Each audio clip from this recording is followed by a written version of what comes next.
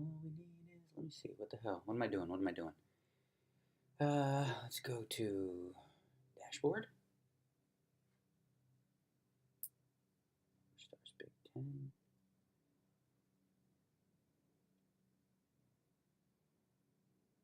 It says offline still. Update.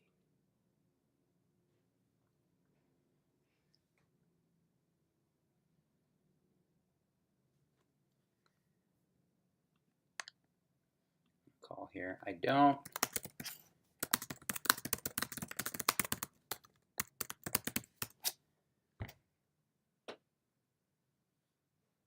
Insane buy-in.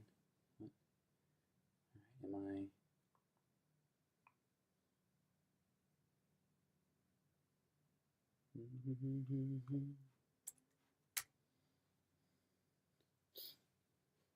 What happened here? Raising and crazy. All right, let's see flop. It says I'm offline.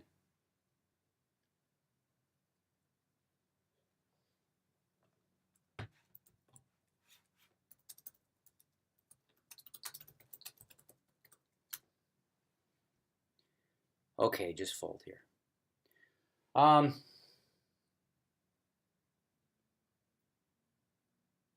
thought I did everything right.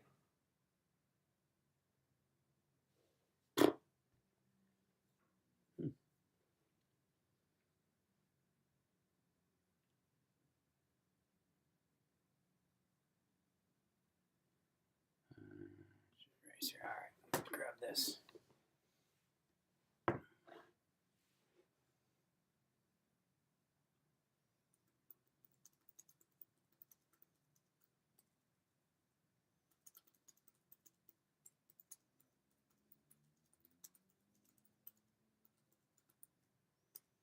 All right, I'm going to give this a shot by restarting, and maybe it matters that I'm capturing the whole screen or not. I don't know. Okay. All right, let's see here. I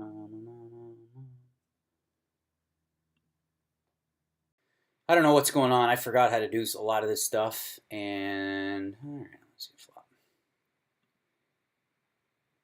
I don't know what's going on with the sizing of the screen. I haven't done this in a while, as you know, so something doesn't look right here. All right, I'm going to bluff this guy. Not bluff, but probably have the best hand with king high. If he has ace high, he'll probably call me. Take that money, honey.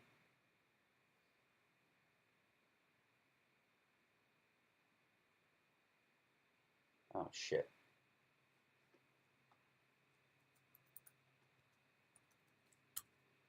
Okay. All right, well. I guess it is working.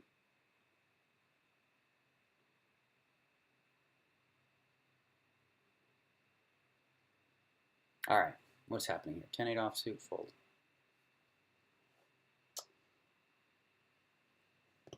All right, I mean, like I said, see the screen? It looks too small to me. I don't know, before it filled up the whole thing really nicely and all that, but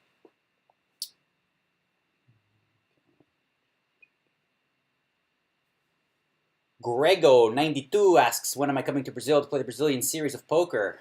Good question. I've been to Brazil. I went to Sao Paulo. That was fun. I did Carnival, the whole deal. It was fun. I don't know. I guess I got to go back there, huh?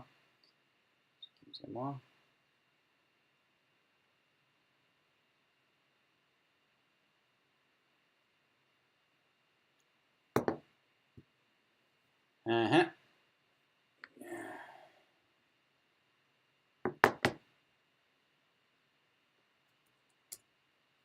All we need is love. Love. All right. Opinion on that. What is the SJW movement? I don't even know what you mean by SJW. What is that? Is that a thing I'm supposed to know? I'm just clicking buttons, someone said.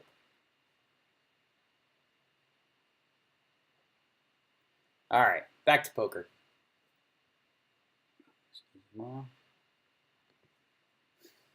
Got stuff going on here. Install later. Cardio today. I work 4 times a week. I work out 4 times a week with my trainer, Tiffany Boydston, who you can look her up. Probably, and like, she's a very fit woman. She looks good, and We work out 4 times a week. We do weights. And frankly, for the first couple of years, I didn't do cardio at all. She's just like, we gotta build. You gotta build. Because I was really skinny. Like, I mean, not that I'm not a Superman, but I had like nothing, no arms, no nothing. So she didn't want me doing cardio to lose weight. She wanted me to gain some weight. The issue now is I've got some weight. I'm up from probably started like about 150 to now I'm 172 pounds. Feeling good. But now it's time to just trim the cage a little bit, you know? So I'm going to start doing some more cardio. I play soccer a couple times a week, which is great cardio. But more dedicated cardio is what's needed. So today I was doing a little boxing. I did a little elliptical. I did some stairs. And I did some abs. Try to get that sexy six-pack for the summer. Go to the Vegas pools and be like, hey. All right, this guy just limped in under the gun. No sense raising. Just take a free flop. By the way, if you guys were watching the Twitter polls that I do, I give you guys questions about poker hands. I did 3 last week and another 3 this week. I will write a blog this weekend to sort of explain the reasons behind why I chose to do why I think the right play is what I think it is. So hopefully you guys are learning a little bit from that as well.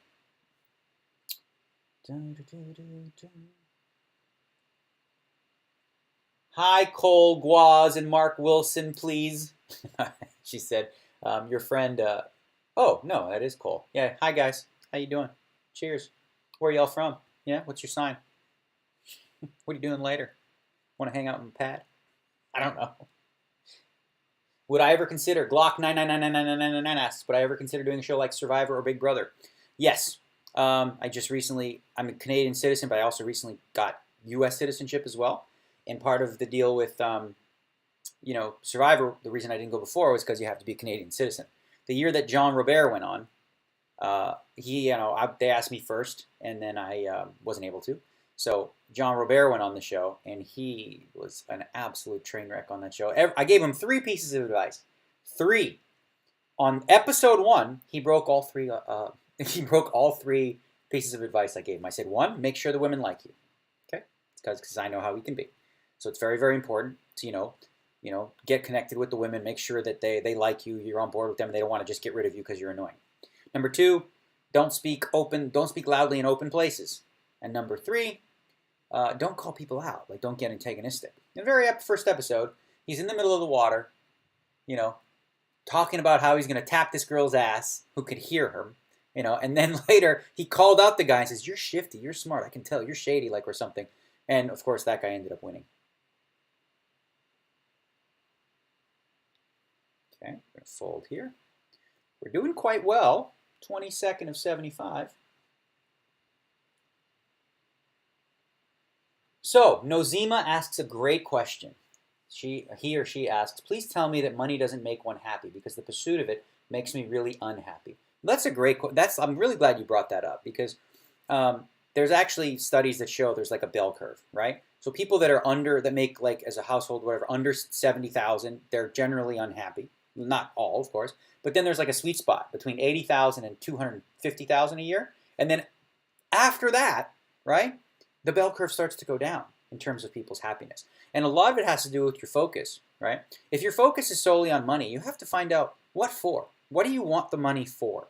Or do you want the money so that you can have freedom to travel, to do those things? Are you doing those things? Do you want the money so you can help other people, for your family and other things like that? Do you want the money so that you can be loved? You think that maybe, the connection to having money is someone will love you or something like that. There's a deeper root cause for why we go on the journey of money. But if the only sole purpose is to just get more money without any bigger passionate vision, then you are likely to be unhappy.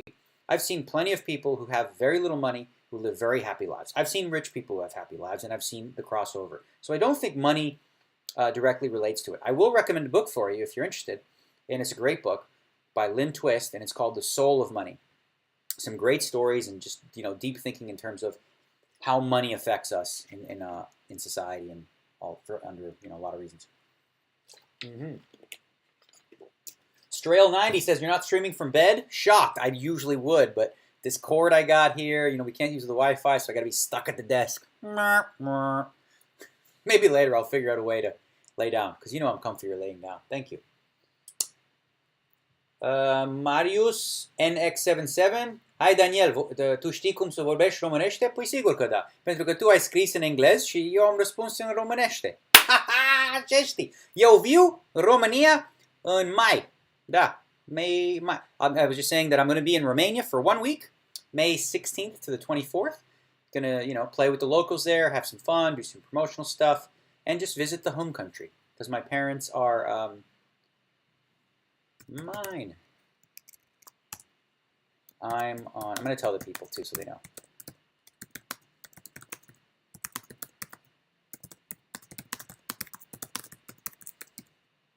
Let them know so they can see my whole cards. All right. What happened to high stakes poker? Will there be any more cash games with you in televised? Well, good news, 100 Skilled. As I said, the Poker Central Network is creating new shows that are cash game based, the High Roller Bowl shows and whatnot. So if you find Poker Central, just go to PokerCentral.com, and then through that you'll find different ways that you can access the network. And there are new super high roller shows that are cash game, just like you asked for. The same producer who produced High Stakes Poker. Obviously, we use a different name now for whatever legal reasons and whatnot, but expect to see a lot more. They also do not just the edited shows, but you can watch, when they do play, you can watch live, I believe on Twitch as well, or on Poker Central. You can watch, the Poker Central has a channel on Twitch, so you can watch it anytime you like. Dean Eggs Poker.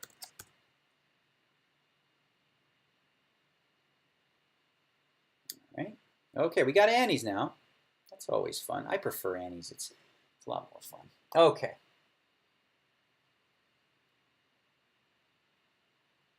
People don't need to see the bet size. Well, what's the difference with top left? Is it really that much of a difference?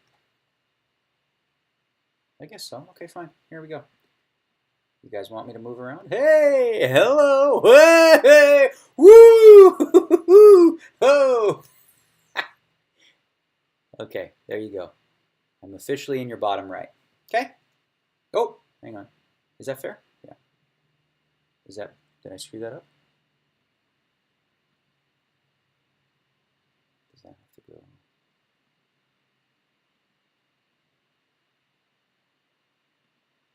All right, so hopefully that's fine. All right. Yes, I am.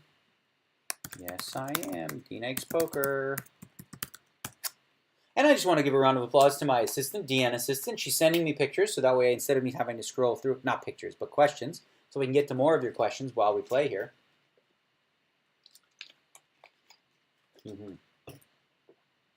When will my documentary launch in America? We are so close, guys. I'm telling you, like, I'm so close to making an announcement that's cool about the documentary that we did. And, okay, so interesting situation. I have Ace-Jack. That's a good hand, right? This guy's in second position. I don't know anything about him, except for the fact that he knew who I was in the chat box. So he's raising the early position. I got all these people behind me. I'm going to fold, even though he just min-raised. That's not a hand that I like to see flops with because it doesn't play all that well after the flop. I'd rather call there with 7-8 suited, pocket sixes, pocket nines, something like that. 10-jack suited. But an ace-jack, you know, that hand is just a recipe, especially deep stack, to like lose big pots and win small ones. That's not the kind of poker we play here on the Small Ball Network channel. Okay.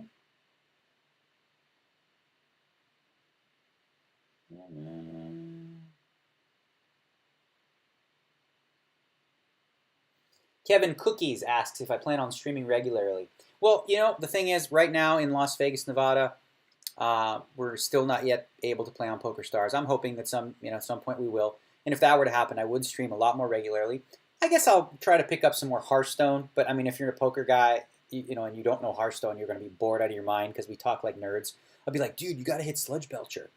Oh yeah, what the hell is a Sludge Belcher? You know, if you don't know, you're going to think like. I mean, I guess I got really nerded up when I play, and I'm okay with that. I'm okay with being a nerd. I've been a nerd for most of my life, and it served me well.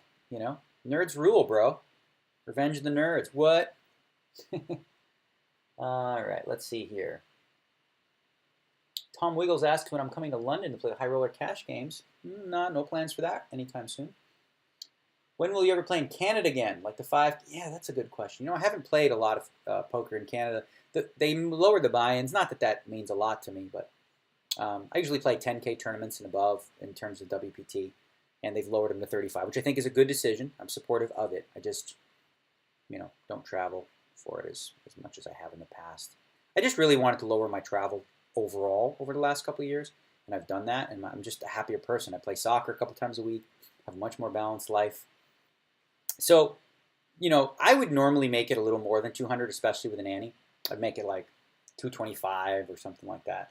But I don't want to bother, and it's not that big a deal. Like just typing it in, it really doesn't make that much of a difference. Like people, want to perfect bet size, and you don't. It doesn't really matter that much if you make it 225, 250, 275.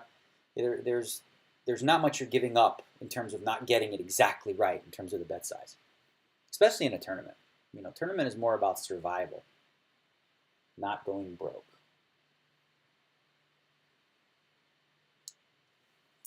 What's my best advice? Asks 0 degrees LOL from transitioning online play to in live play. Well, that's a question I've gotten more than a few times.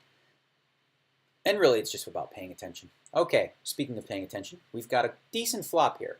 Nobody 3-bet us, so it's unlikely they have an overpair. Let's just go ahead and bet right around half pot.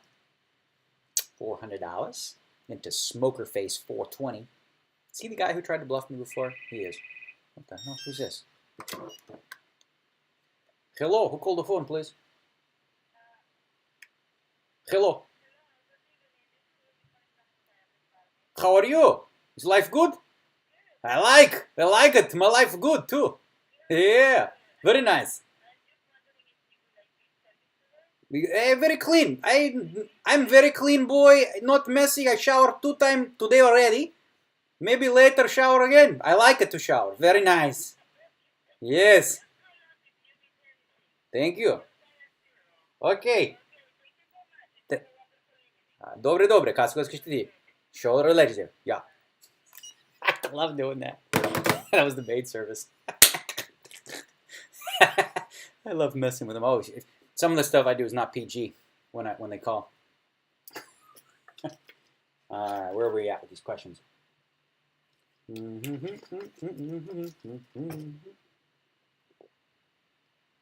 see. The smaller.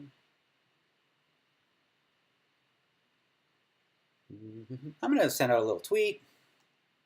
Let people know what's been going on, or let them know I'm here. Jack 5 offsuit. Now, a lot of people call here because you're getting a really good price. I don't like to play these types of hands because I'm a little concerned about how they play post-flop. I don't think there's a lot of good flops available for it. And the Jack is a dangerous card to have with 2 calls because people do call with hands like Jack 10 suited, Jack Queen suited. So if you flop the Jack, often you're just kind of in big trouble with the kicker. If you flop a 5, you can't love that either. It's just a 5. You don't flop any flushes or straights with the hand, so meh. Again, and I don't think it's wrong. I don't think it's wrong to call there. I just choose not to. All right, let me just send out another tweet. Let the people know what's going on. In Twitch mode. Grinding the $10, the big $10. What is this? 8-6 suited, raised and re-raised, but like goofy sizes. Min-raise. We're out of position. I love these hands, as you guys know. But this bad spot. If I was on the button, I'd probably call him. The big 10. PokerStars, New Jersey. I wonder if there's a Stars in J.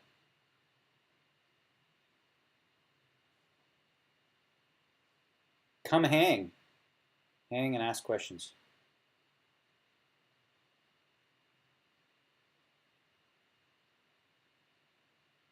www.twitch.tv/dnegspoker.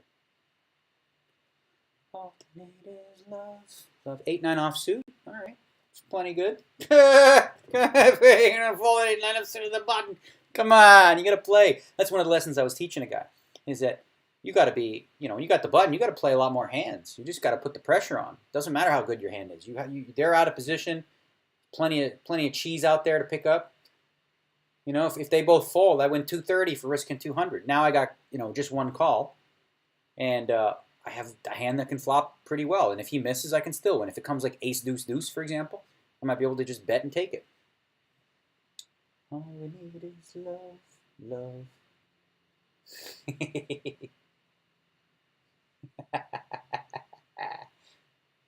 It's nice. I like. Okay, we have a gut shot. Yeah, it's a very, again, you know, these meaty flops, ace, jack, 7, that's the neighborhood of a small blind call. So I'm going to take the free one here. Oh, yeah. Yeah, that looked pretty good, but they're getting bigger. He's betting 290. Now, this is interesting, right? I don't have a club, so people think, oh, you got to raise him, just be careful, you're never going to help. I'm going to just play it safe in case he has me beat with king, queen, and I'll be happy to give him the free card to the club. If he has a jack 10, he beats me. If he has an ace, jack, pocket 7. There's a lot of hands that beat me. So if he bets, I'm not folding, clearly, but I'm going to minimize my risk. I'm not raising. I'm not. All right. He bets small. I'm pretty sure I have the best hand. It's probably a spot I could raise because his bet's so small, but I don't know. Because if I make it 1,000 or 1,100 and he moves all in, I guess I have to fold. And he might not call in. I'll just call. Yeah. Ugh! See? You guys see, I lost that pot. But guess who won the war? Me. We both made a straight. What did I lose? Beansy, beansy, beansy, beansy. Why? Why? Small ball. I'm going to shove this down your throats until you get it. Spots like that, don't go, I have a straight. You know, like, both hands. That's not how you play. You got to, like, be mindful of what other possibilities are out there. All right. It looks weak, right? Like, oh, just call, with straight. Is your chat off on stream? Oh, chat works.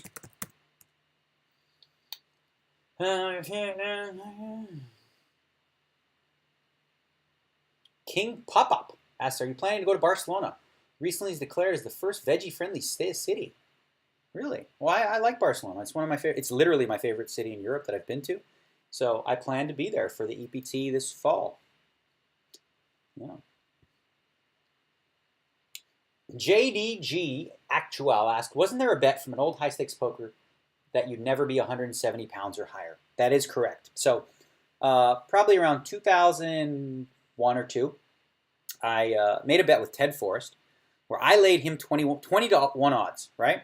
He put up 1,000, which he gave me up front, and I had to put up 20,000 if at any point in my life I weighed 170 or more pounds, okay? At the time, I was probably about 140 pounds. And the next day, which he wasn't aware of, but whatever, I became a vegetarian, which I ended up becoming vegan shortly after that. And he was a smart guy because he figured, and this is many years ago, right? He figured, well, maybe at some point Daniel's going to want to, like, add some meat to the frame, you know? So eventually, I was getting up there like 165 because I was putting on muscle, and muscle, you know, is heavier than fat. I was eating the same diet, but I was, you know, eating a little more because I was trying to put on some mass. And then ultimately I realized, like, okay, do I really want to, like, stress over this? You know, like, oh, am I? Thank you. Since it's hot, I know. Thanks, I know. So eventually, yeah, I was like 167, 168. I'm like, oh my God, I might lose this bet. And I was stressing over it, but then I'm like, whatever. You know, if I do it, I'm doing it because it's going to be a healthy 170. So I wasn't disappointed, and I've officially lost that bet. Oh, they want to see me naked. That's weird. Okay. Do I have any action on Dan Blazarian bicycle bet? Negative. Don't really know much about that. What poker books do I recommend? Do you recommend reading? Well, you know what, Nahato? I'll tell you what. I think these days, you know, I have a couple books out which are great, pointers and stuff, but I really think that you learn best by, you know, Twitch and other forms of video like that. So Jason Somerville, as you know, he Twitches daily almost. And then also one of the younger guys who is really really good at explaining game theory and stuff like that is Jonathan Little. And he gives away a lot of free information. So I would follow him on Twitter, Jonathan Little, and then through that you can find a lot of his stuff. Because I've listened to some of his breakdowns of hands, and he's very, very logical. And also easy to understand. He doesn't sound like a total nerd when he says it. Like he makes it understandable for all of us people. And so does Jason Somerville when he's explaining hands.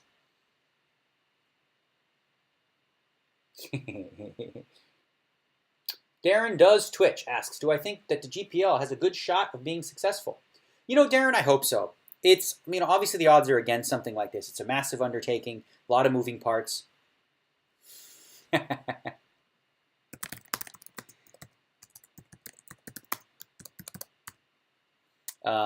So again, I'm hopeful that it is. I'm rooting for it. I'm not a part of the league. I'm not going to be one of the players or an owner at this point. I'll just be watching from afar. I did help with the commentary at the GPL draft, and a lot of people are excited about it. So what's the worst thing that can happen for these players? It doesn't work out. It's no big, it happens. But if it does work out, it could be a really cool thing. So we'll see. It remains to be seen. Magic Mouth. Oh, that was a hand from earlier. Never mind. U.S. I don't know. The Dark Hammer asks, "Are you a dual citizen then?" Yeah, I became a citizen of the United States a couple of weeks ago now, and I'm also a Canadian citizen. But one of the main reasons I did it was because I wanted to be part of the political process.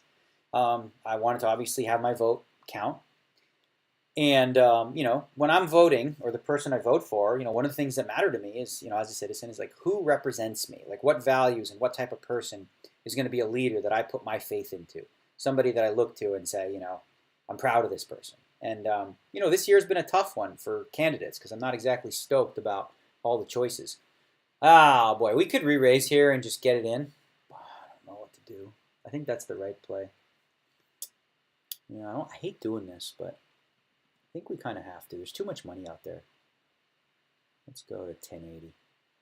And then if this guy moves in, only seat only, then we have to just call.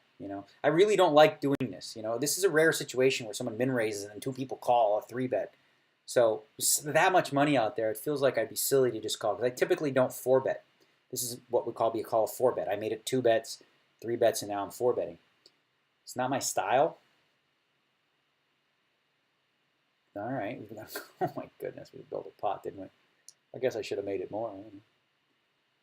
I guess I should have, yeah. Well, hey, let's just flop a queen. Yay, that's a good flop, I think. So it's 4,800 out there. They got 65, 75. No.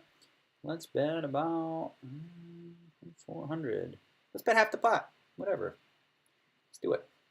And now we're not folding. Unless it goes all in, call, then that would be it. Well, even then, should we fold?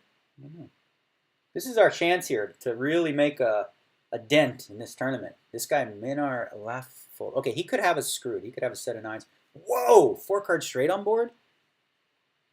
He's all in? With a 7 in your hand, dude? Well, I'm not folding. I just can't fold. There's too much money out there. He might just have a draw. Or he might have 10s. He might have jacks. Or we're just dead. I don't know what's going on. It's not good. Fuck. You hit the nuts. Bro, 6-7. That's a good call. You did the right thing. He played it well. Good job, Vote Kanye. Nice hand. You got owned there. Played it well. I guess what are you going to do? I should have raised more, I guess. 360, I made it 1080. Probably should have made it 12 or 15. I don't know if it matters. Yeah, probably should have raised more.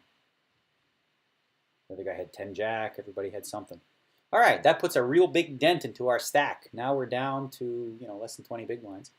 So, man, what a flop. I thought it was a good flop. The guy had the giant. You're on dead. It's hard to fold, though. You have a boyfriend, Play Lindsay, and you said I'm hot? Huh? He's probably jealous right now.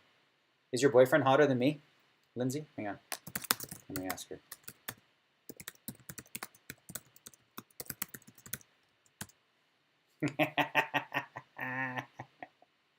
Start some domestic problems here for the people.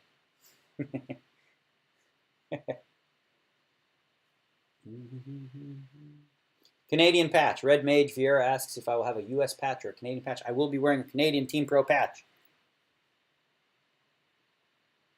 Baldwin asks if I'll be playing the Colossal this year at the World Series of Poker. I don't play that one, unfortunately. Wow, all in? You can't call here. I won't be playing the Colossal, not because I don't support it. I think it's a great event. It's just that it takes me out of playing the 10K stud, which comes up right after that, and that's a much more important tournament to me. So no, it's just too much of them. Like I'll play some. I'm going to play a lot more tournaments this year, especially some smaller ones with the peeps. But not that's not going to be one of them.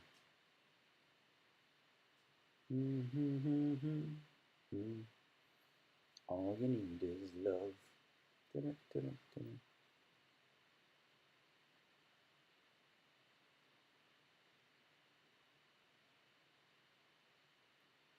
Who wins in a fight? Kay Davis asked, between Phil Hellmuth and Mike Matusow.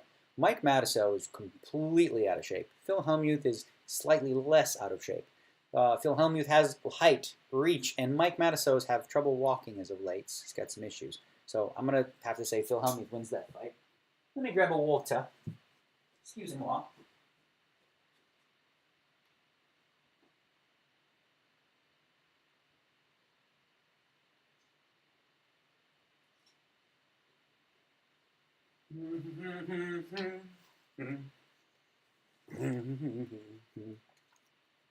Very disappointed to have lost that queen's hand. I didn't play it right. I should have raised more. What do we got here? So I think I'm supposed to move all in. Yeah. See, if you raise here, like early, if I had more chips, I would. But now I just have to hope they both fold, and I'll pick up a decent bit of chips here. Oh boy! All right, we got two overcards. There we go. Pair of sevens. Hello, hello. Back in business. Hoo-yah, booyah. I don't think he's supposed to call with the deuces, actually. Because with a pair of deuces, your best case scenario is your 50-50. But if I do have a pair, you're just totally dead. And I think I had a little too much to make that call correct, no in between, but it's not the worst thing in the world.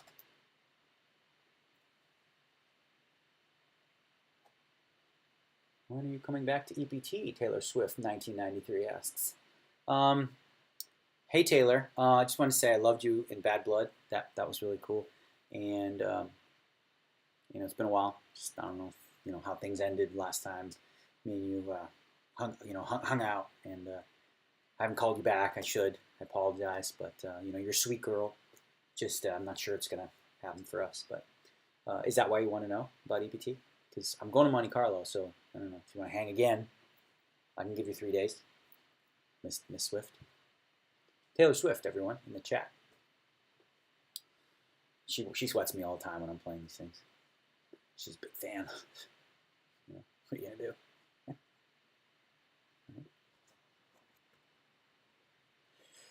All right, next question. What do you think of Anna's game on Survivor? Tribe Switch was a bad beat. It was a bad beat for her. The way that they set it up this year is like really unlucky. I don't know what I'm going to play. I'm not sure yet. Yeah, she got kind of screwed. She didn't do anything wrong.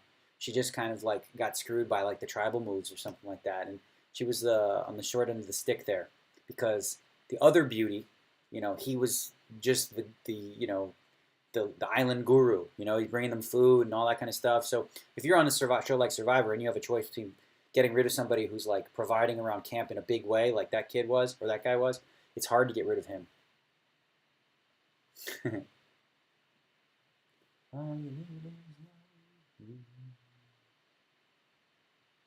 Alien Bash asks the question, are you of the opinion that you can achieve everything if you just put enough work in it, or is there some amount of luck involved in being successful?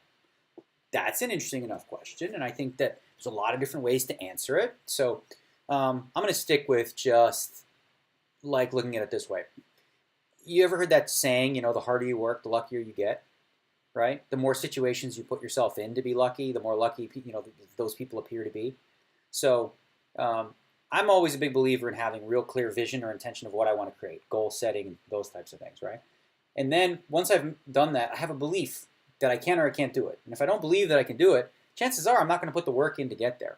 But if I really believe that I can accomplish it, then I'll probably put in the work, which may get me there. Now, obviously, there are certain things that, like, do I believe that I can jump 100 feet? Do I believe that I can make the NFL right now? If that was a goal that I set, and if I worked really hard, could I get there? I don't really believe it, Not to say that if I did believe it, I would be able to, but certainly the belief in yourself and the belief that you can accomplish is a very valuable part of, creating success for yourself in all domains, right? All you need is love. Huh? I can't do that one.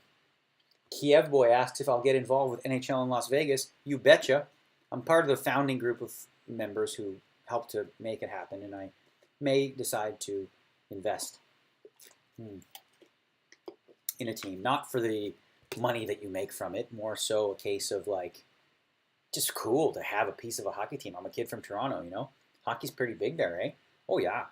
In Canada? Oh, yeah, everyone plays hockey, right? And if you don't play, right, you're always watching it, eh? Because, like, all winter, right, there's, like, ponds and whatnot, right? So, yeah, I'm always playing, eh?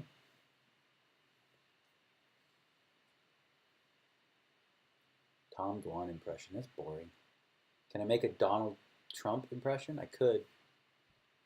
I don't want to.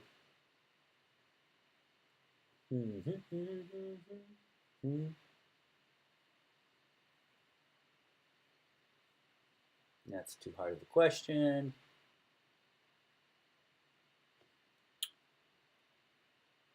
My trolling account asks, are there any tips or information about poker that is trade secret for you personally and you refuse to talk about on stream or with others for fear of losing that edge? Not really. I swear to God. Just one. Oh, well, sorry. Not really, because the great thing about poker, I find, is I could tell you everything I do, exactly how I do it, when I do what, right? And you may think, well, how? Wow, then it'd be easy to beat me, right? Not necessarily, because I know what I told you. So I know how to use that to my advantage. And I've never really been afraid of giving away too much information. I mean, listen, I've probably, without just the facts is, I've probably got more hands of live television than anybody in terms of people seeing my whole cards. So how do I continue to win each year? Well, a big part of that is because I'm able to adjust and adapt to the information that is out there. And there's no real trade secrets. I mean, I have some tells on people. Like I have a phone right here, and I have a list of players that I play with, and I have a massive amount of tells on them. So I wouldn't share that. And I think it wouldn't be fair to share that because it hurts them, right? I don't mind having, sorry. I keep the information, but I don't feel like it's fair to just give it to everybody. Like if I told you that, oh, this guy, when he bluffs, he always bets with his right hand, you know? But I can read you some of the clues that I write, okay? So this will be fun. Got a little break here, so let's show you what we got here. Where is it? All right. So I'll say,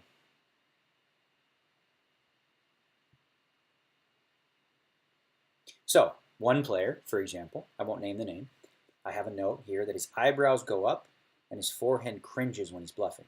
So, you can say I got a couple lines. I'm, still sexy for 41, but got a couple lines. So when he bluffs, he does this, raises his eyebrows.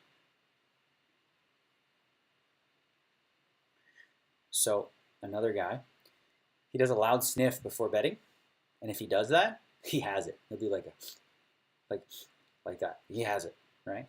And then also, if I'm unsure, get him to crack a smile, and if he does smile, like take a real good look to see what it looks like, and then it means he probably has it. Because if he doesn't have it, he won't smile. So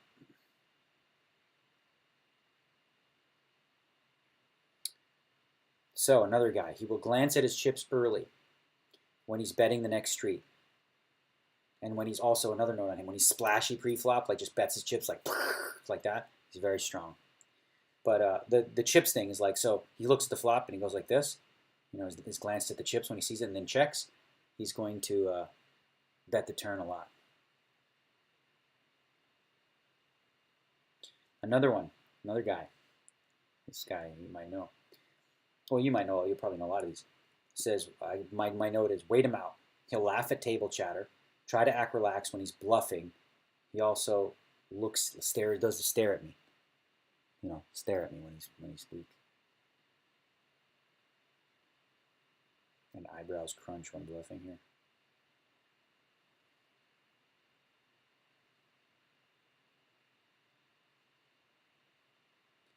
Okay, another guy.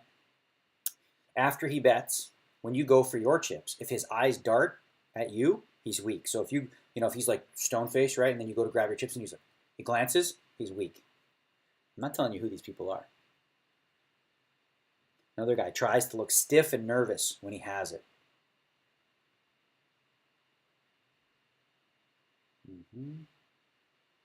Got all kinds. One guy that just says sigh, open mouth, casual is a bluff. Like that. It's a bluff. When bluffing and announcing the bet, his tone goes up like he's asking a question, right? So you know how some people go 450, and then some people go 450. Notice the difference? 450. 450. The 450 is a bluff. I know so much stuff about poker you guys don't know. All the kids, when they talk about like, oh, you know, your ranges and blah, blah, blah, blah, and I talk about goofy stuff like this.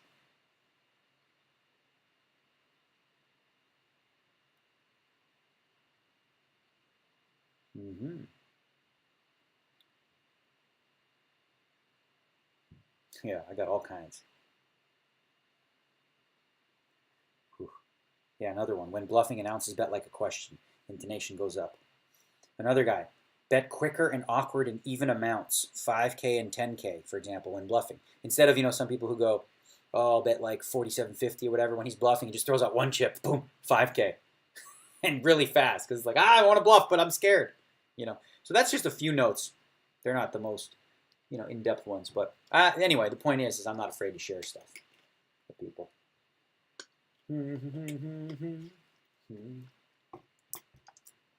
All right.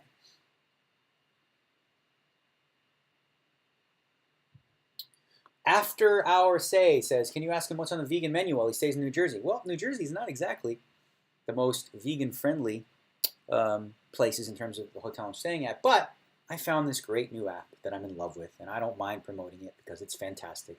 It's like the Uber for food, and it's called Postmates. I just heard about this a little while ago, and it's a lifesaver because it allows me to go anywhere, and, you know, if I don't have food, that, you know, they'll bring it to me. Basically, it's like Uber for food. So I ordered from a like a falafel place, and I had some stuff from that falafel place. Speaking of, I'm getting a little hungry.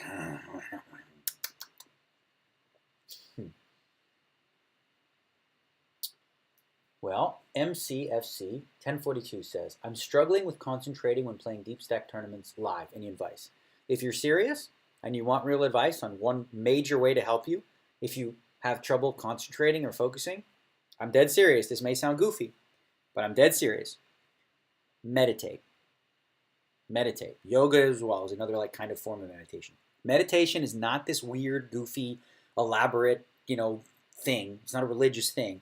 All it means is simply, and you can find like guided meditations that can help you with this. All it simply means is for, let's say, for 10 to 20 minutes, you sit upright, right?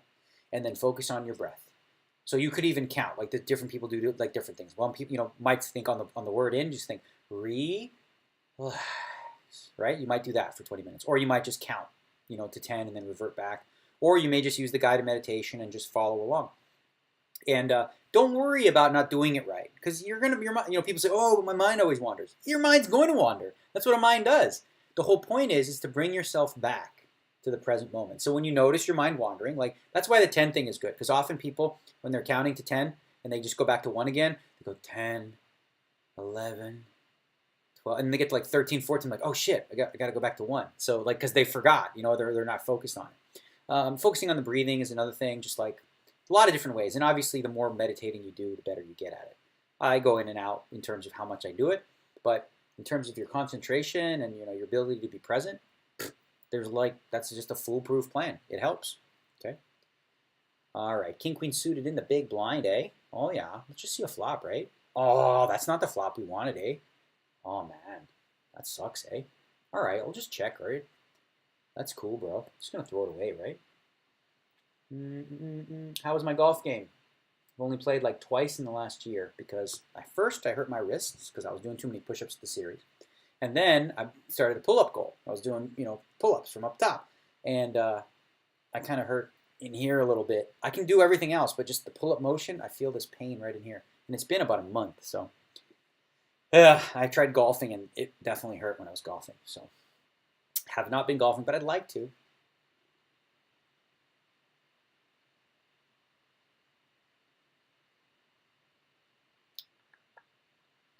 Beat Boy 1 says, who do you want people to vote for? I want people to vote for whoever they think is best, and except Donald Trump. Like whoever they want to vote for, vote with their conscience, vote with their heart. But like really think about, I look at it this way, like think about whoever the leader is that you want to be in office. Does he represent your values? Are you proud of him? Are you proud of his Twitter account? Are you proud of the way that he describes women? Are you proud of the way in which he handles just this whole race? Like, are you proud of insulting? Are you proud of inciting violence? Are you proud? What are you proud of? Are you proud of somebody who's, devoted their life's work to this, or maybe you feel like, they're establishment, I don't want to deal with that. But ultimately, like, I think it's really important, especially as the greatest nation in the world, if you will, the United States, that we have a face on the international stage that is respected and liked. Because if we don't, or at least respected in terms of being a classy individual, and that's super important, I think. And it helps with negotiations, with actually being able to accomplish things unitedly with the NATO or anything with NATO or things along those lines. So really, really important. So this year, probably more than any, instead of supporting a candidate, I'll probably be voting against a candidate. And again, I support everyone's right to free speech, to supporting whoever they want, but I can't support that man. Like, there's nothing about him, nothing about the man screams to me that he's a leader, or that he can, that really understands the depth of the issues. And I'm a political junkie, so I watch this stuff all the time. I watch all the debates. And when the debates got to substance on foreign policy and different things like that, it was clear that he was a fish out of water, and the other candidates were a lot more versed and they understood the issues on a deeper level. He says things like that are literally international war crimes that he would want to do, like torturing people, waterboarding, killing the families of terrorists, like killing their daughters and other people, kill them all. Like, that's actually based on a Geneva Convention, which the United States wrote, is illegal. It's against the law. So there's a lot of dangerous things that he brings to the forefront in terms of like a recklessness and a wildness. So anybody but him. End political rant. I knew that was going to come up. Yep. I'm twitching right now. Hang on. All right, who am I twitching with? Let's see.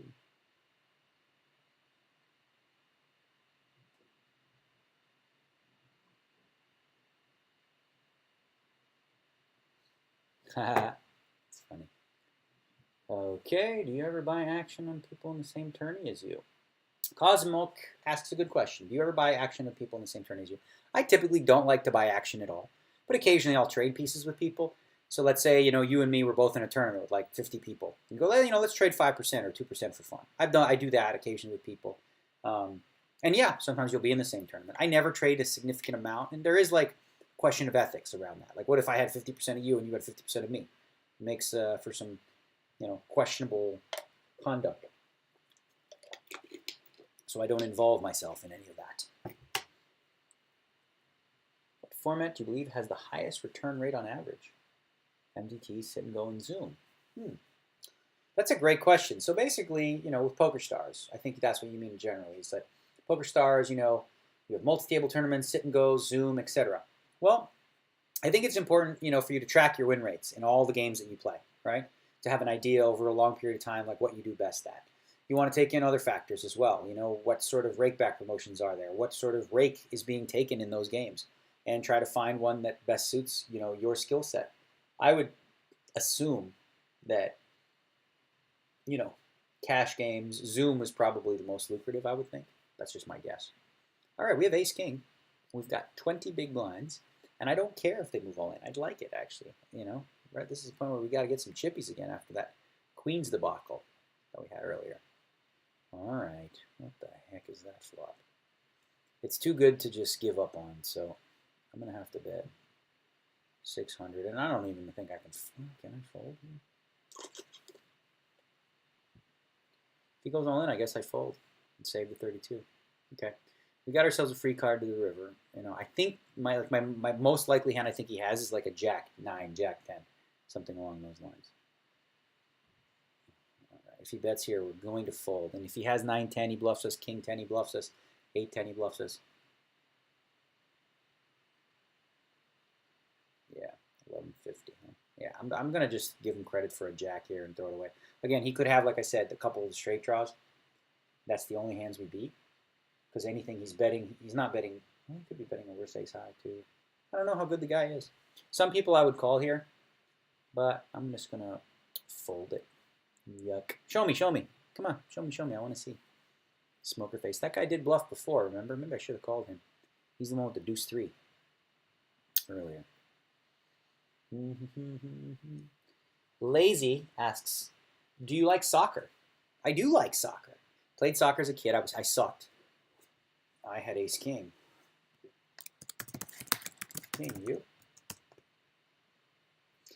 I do play soccer. I play in 2 leagues, Monday and Wednesday. I play with a bunch of guys. I'm like basically the oldest guy in the team. Nice hand. I'll put you on a jack. He says he had ace jack.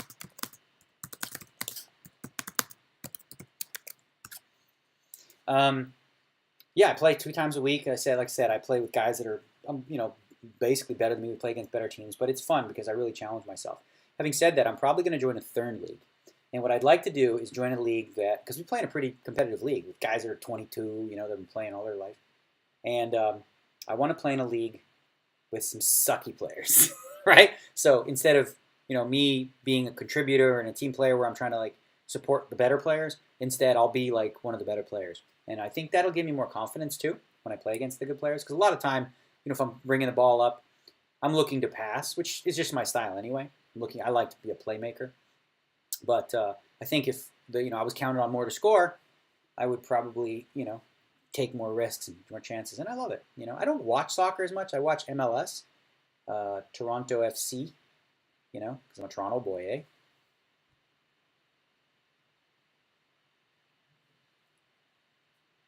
Yeah, Why Good Driver says, hey Daniel, when do I choose to play more hands in a tournament and when to play tight?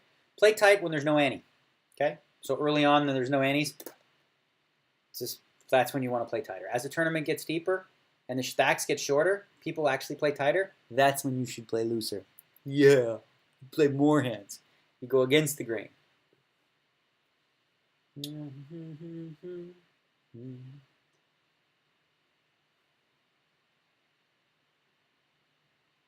House of Cards, I do love it. Don't you dare say anything about the show because I got 3 episodes left of the last season. So we got 16 bigs. Now we have to start thinking about what we're going to move all in with.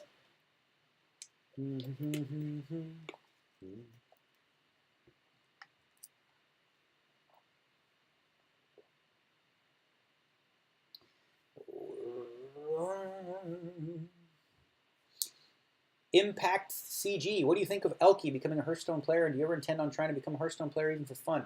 There's a live Hearthstone tournament in Texas this May. Ooh, the first big open live tournament in North America.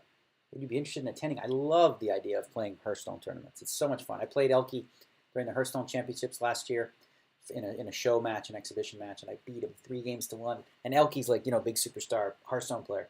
And I've, not played as long, but I won. I don't know how I won. I love the game. I think it's a lot of fun. Top Spin asks, do you think anyone has tells on you? And do you find that you being chatty at the table makes people uneasier to give off the tell? Well, there's been some FBI guys who, I won't mention their names, but they did research on poker players to see like what they could pick up on different players in terms of tells. And they said that I was difficult to read because I'm doing too much stuff. Because all the information I'm giving off contradicts itself, so it's kind of hard to figure stuff out. Having said that, I know that there's a couple players specifically who have a decent read on me, for sure.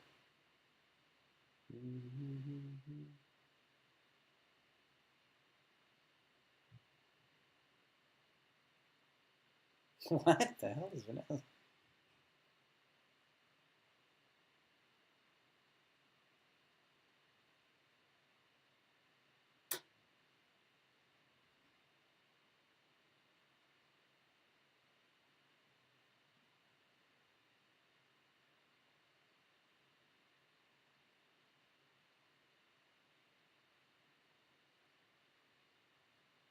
He. All right.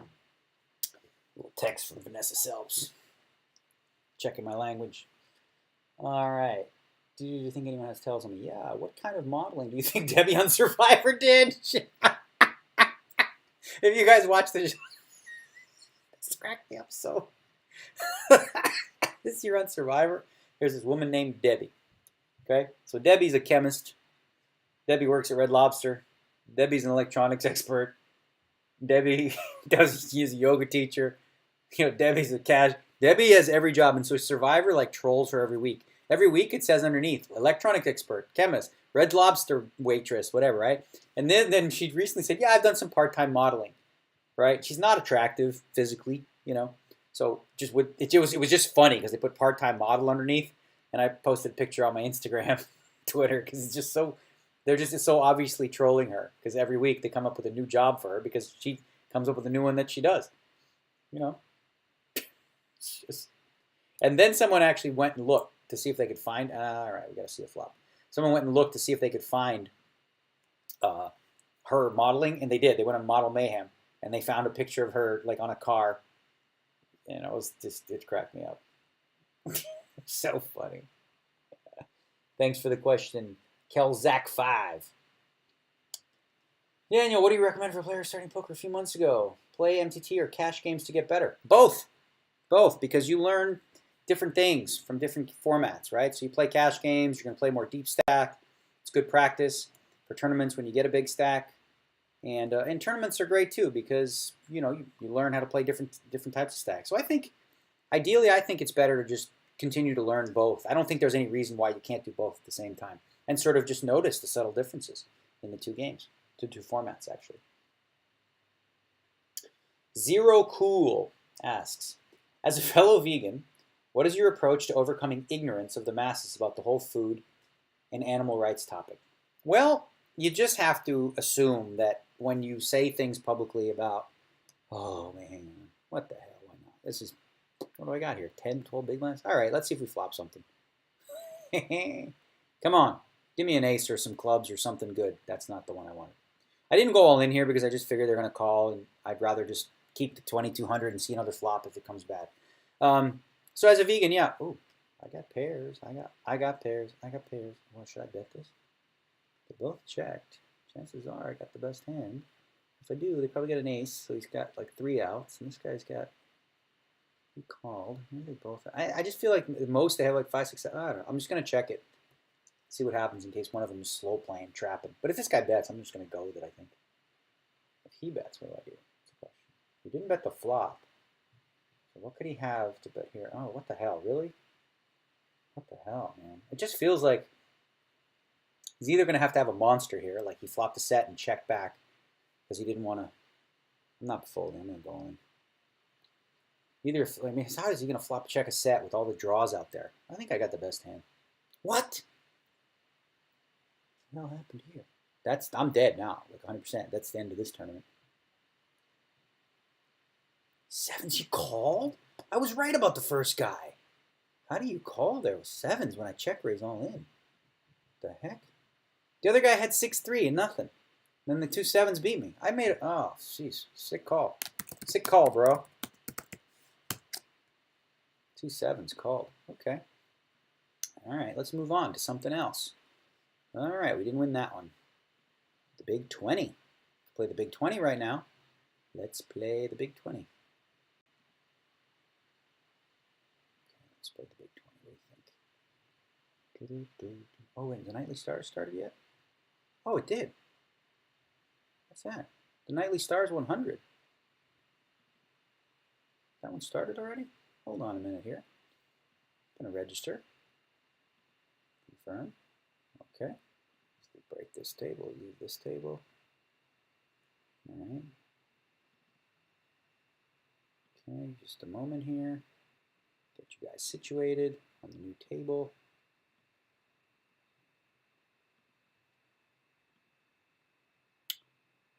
How do I gotta make the screen smaller so you guys can actually see. New tournament. See if we can do any better with this one.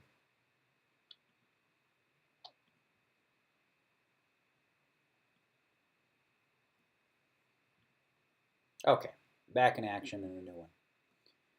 All right, was this a $100 buy? Yeah, right.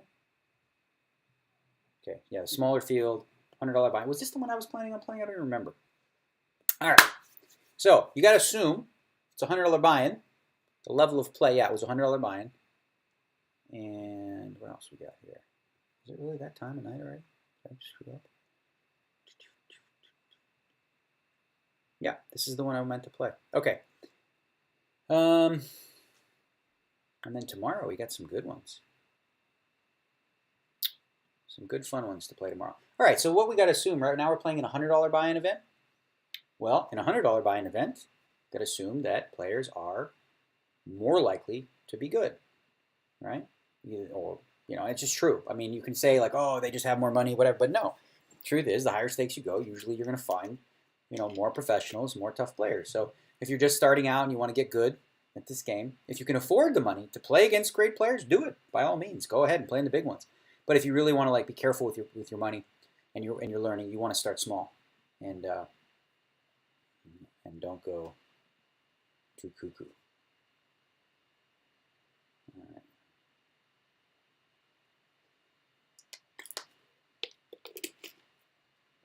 Good luck, all. Yeah, all. I'm on Twitch too, by the way.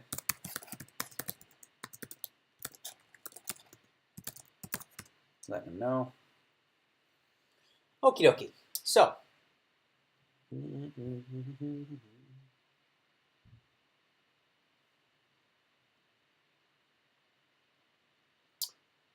Oh, so HX Streets. I was on Vanessa's self stream last night, and I said, you know, he's asking about, can you explain more on checking back your whole range on a flop that's paired? You explained a little bit on Vanessa's stream yesterday, but I only caught a little piece of it. Okay, so what I was talking, we were just, you know, chit-chatting, me and Vanessa, and I said, in tournaments, I essentially check back my whole, I check my whole range. So let's say I raise before the flop, and somebody calls, and they have position, all right?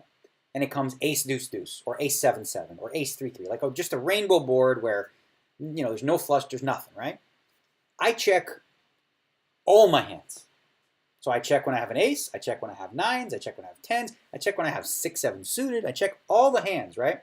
So that one, I obviously keep the pot small.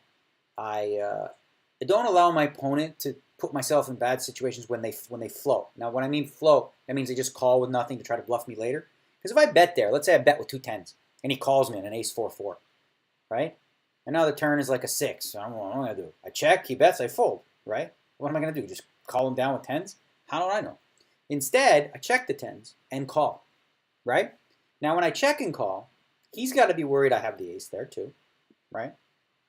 So he's not necessarily just going to fire 3 bullets in the hopes that he do it. If he does, great, because sometimes we just have it, and then he's donating to us. So I like to put people in a position where they need to be guessing. And also it opens up bluffs. So let's say, for example, if you know that I check back an ace there, ace 7-7, if I have 5-6 suited, instead of just betting the flop, and there are certain players that I will bet, but very rarely, I'll bet the turn. You know, the turn is nothing. I'll just bet with the 5-6 suited, and if he doesn't have an ace and he's got like queen jack suited or something, he's just going to throw it away. You know, easy game.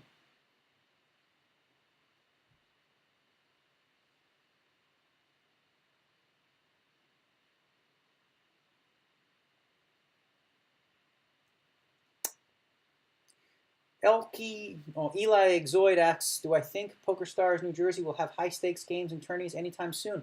You know, it takes some time. What happened here? Oh, new table. It takes time to build up, you know, a player base, and you know, obviously it's you know, it's liquidity that's enveloped in just one state, right? You can't play all over America, so people would have to actually come here to play high stakes. Not all the high stakes players live here, but I imagine that, you know, it'll grow. I do think it'll grow. I mean, the market for online poker has already been in New Jersey for a little while now, and PokerStars entering the market changes the dynamic a great deal because PokerStars knows how to do it. You know what I'm saying? They got it. All right. Let's see. When is the next TV cash game? Oh wait. When's the next TV cash game you'll be playing? I don't know. No. No time soon. King 7 suited in the small blizzard. Why, we are 4-handed over here? Interesting. They're balancing tables.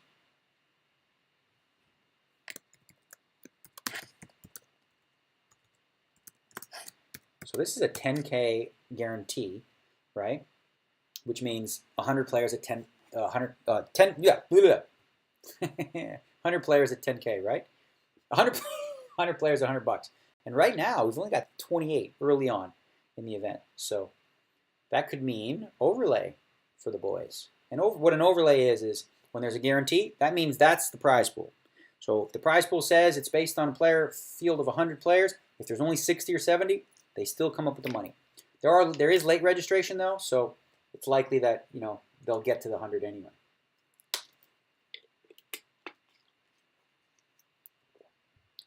Not so sure that's a thing.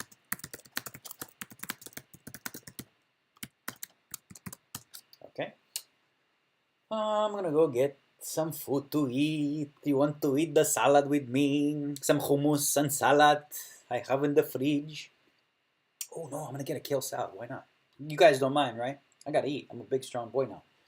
Hang tight.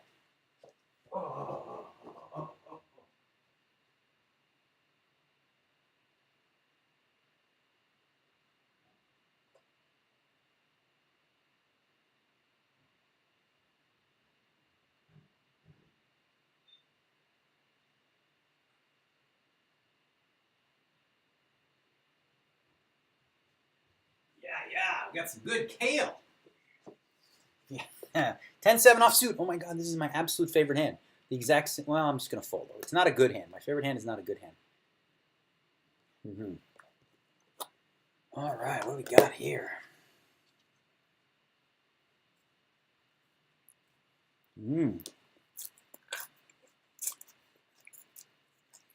That's all right. Oh shit, a little spicy. Fuck. I might get the hiccups. Damn it. I can't do spicy. I get like a long team poly. Was it tofu? Pair of queens. That's what killed us last time. I think I can handle it. I'm seriously like, people say, oh, it's not spicy, it's mild. I go, it doesn't matter. I get, hiccups. All right, Dr. Lear. Huh. You got 3-bet. Different situation than the other one when I 4-bet. If I I'm just going to play it like I normally do. Slow play it. Okay, wow. Dr. Lear folded anyway. That's weird. So now basically if he goes bet, bet, bet, I go call, call, call. He could have aces or kings. We know that, right? He might not have any. Oh, he's checking though? Yeah. Go ahead. Huh? Yeah, buddy. So, we're going to win this tournament. It was crazy we didn't win the last one. But it was my mistake. Because I should have made that queen's play bigger. I don't know if it would have mattered. But I still made a mistake. This is good stuff. Postmates.com.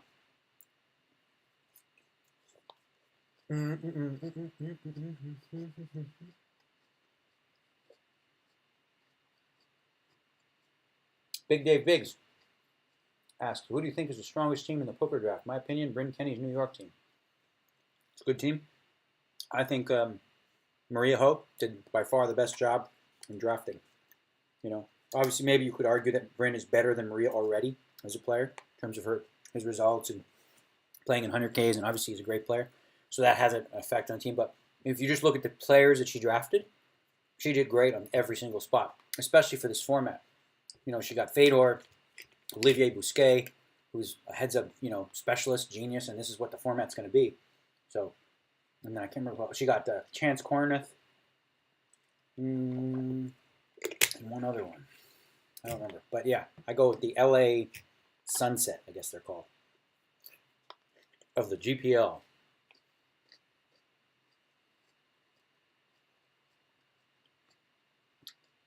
Plickety Plack, the girl who was eliminated a couple weeks ago, the hot one, mentioned she was a professional poker player. Who was she? I've actually not met her. I don't believe. But I saw her on there, and I saw that we have mutual friends. But I don't know that I met her. She's an East Coast player, and plays cash, apparently, not tournaments. So I don't really go to the East Coast much, and that's probably why we have not crossed paths. Yeah. Dkling0918 asks, is Antonio one of the guys that has a read on you? Correct. Yeah, I think he does. I always, when I play with Antonio, I don't do my shtick. I just straight down, don't look at him, because I think he has very good reading ability. Okay, so we're short-handed here, right? I'm going to see a flop with the guy.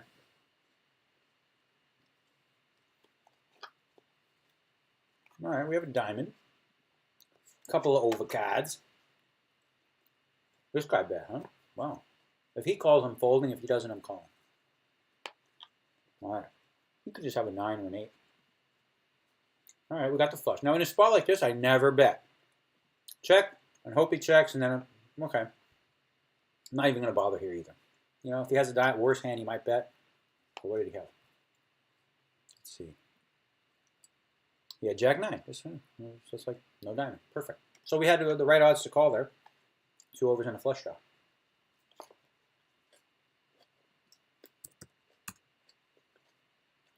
This is a fun hand. 10 Jack suited on the button. Yeah.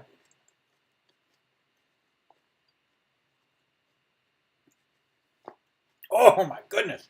Oh, what if like, dude, like what if you put like the ace of hearts, right? And then I get like a royal flush, and then the guy has like 4 queens. How cool would that be? Should I bet this? Normally, yes. But because the board is third, that's such a strong hand. This is very interesting, but I'm actually going to check.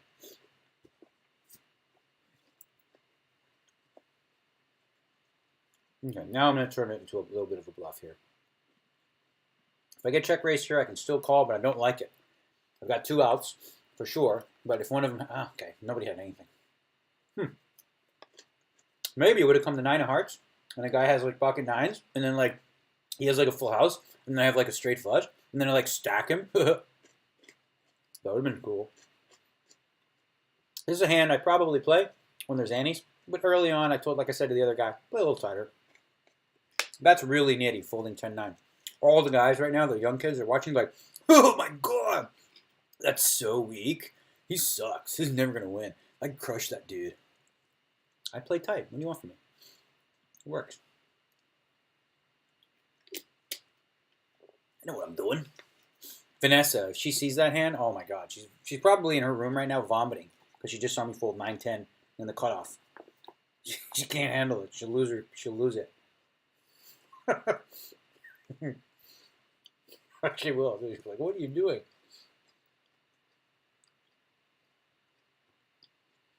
No Treb asked if I would consider playing music while streaming. Should I? You want music?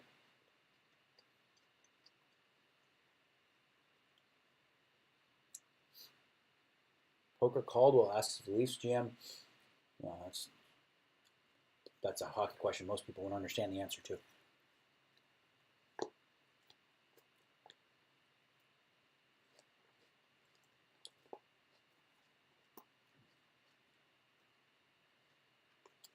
Oh, gross. Oh, hey! Hello, pair of kings. It's always good to wake up to a pair of kings, huh? Mm-hmm.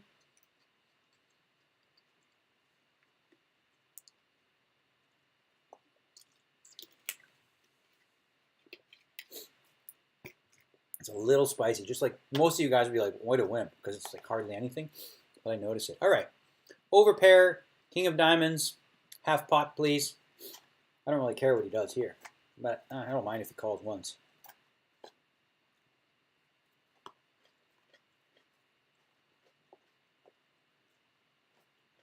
This is good. We did good. I'm going to have to order from this place again. Speaking about the vegan thing, I was asking before.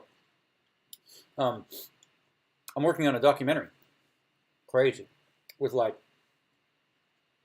an amazing, like a big-time Hollywood director. Big-time money. Big-time production quality. And big-time people. We're talking, we got Mr. Olympia, strongman champion, UFC fighters, arm wrestling champion. Just these beefy big dudes, right? They all have one thing in common. They're vegan. because there's always been a myth, vegans are like pale and thin and like gross, and some of them are, but like, there's always been the myth that like real men eat meat, you know. These guys kind of disprove that, and they show that like there's a triathlon runner in it who's like crushed the records. He won like, I don't know the details, but it was like a 50-mile run through Nevada or something, and he did it. He broke the world record by like, I don't know, 2 months or something like that, and he did it on a vegan diet, and he explains it. He's actually got higher performance, blah blah blah. So the whole goal for the documentary is to kind of dispel the myth of what it takes to be a real man, and that you need to eat meat to be a high, if you want to be an athlete or high performance, that you need it. Another guy to follow if you're into that is Robert Cheek online. He writes books about vegan bodybuilding and stuff like that. And there are more and more vegan bodybuilders. Arnold Schwarzenegger recently came out and said that he was wrong. He used to say, you hit like a vegetarian. That was a terrible Schwarzenegger, by the way. And he said that we should like be eating less meat because it can cause health problems. So it's really exciting because the first question people ask you, without fail, when you're vegan is, where do you get your protein? As if we're protein deficient. When really doctors say that, let's say you weigh like 170 pounds, you really only need theoretically like 30 to 40 grams of protein a day to sustain or whatever. If you want to build muscle, yeah, just like anything, you got to, eat your body weight or more. But to sustain, you don't need nearly that much. Like how many people do you know that died from protein deficiency? Give me a fish tag. Is she in this? No. Hang on. Excuse me, Mom. But it's a little spicy getting to me. So I'm very excited about this documentary because it just dispels a lot of myths that a lot of various industries want us to believe because of financial motivations. But I tweeted this today, but it drives me nuts when I see milk commercials and it's like, start your morning off healthy and on the right foot with a big old glass of cow pus and blood or milk.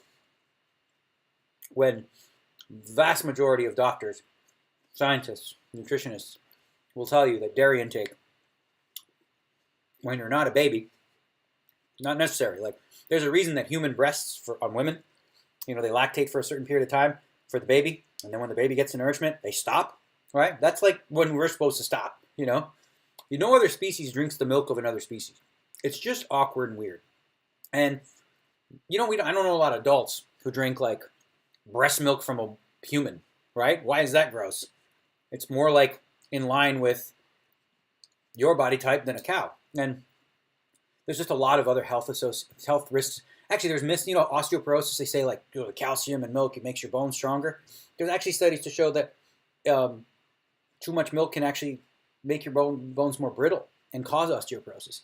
So I haven't heard it from all the different diets, whether you're vegan or paleo or all these people I know that are on some. The one thing they all agree on is dairy, and dairy is just not like cheese and milk and butter and all that. Just not really, not ideal as far as a diet.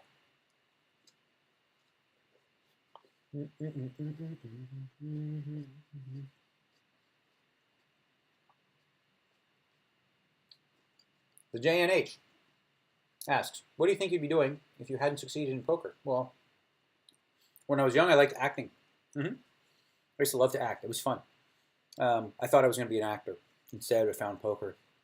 But I would be either acting, maybe writing, screenplays and stuff. I wrote when I was in the third grade. I wrote a script, called The Lost Army, that we circulated in our school system with sixth graders and under, total, and they all wrote one, and mine was picked as the best one. And it was such a prototypical Rambo script. It was basically like this army that got lost in this war, and then Rambo goes back to get them all, and they're alive, and he shoots his way through them all. It's just like a pure commando type, or like Rambo Commando type movie from back in the day, if you guys remember those.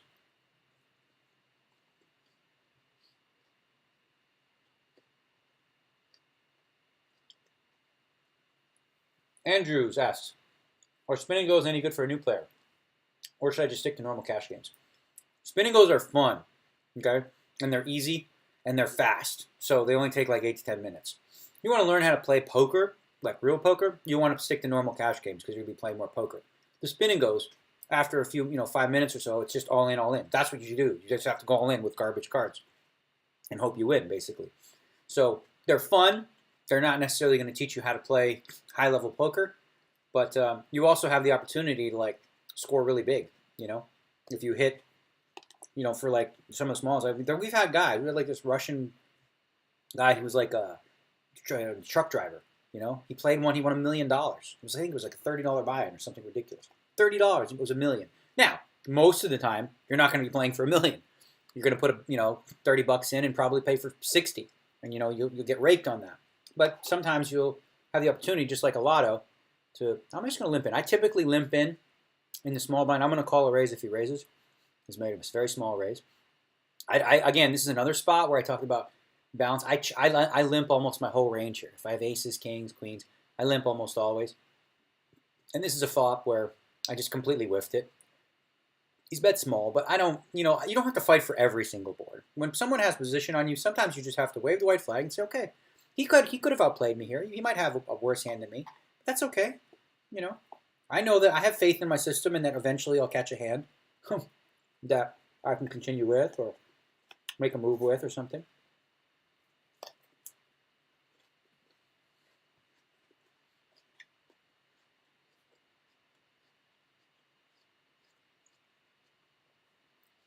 Mark Volendam, who I know you, right? Someone said I know you. I think I know you, right? Because you had a thing the other day when I was playing Hearthstone. You said you knew me. I won't be playing Scoop too much this year because I'll be traveling. I've got a wedding. My cousin's getting married in Tirana. So I'm going to a wedding, and then I'm going to Romania, as I said. And before that, I'll be in Monte Carlo. So a lot of traveling coming up.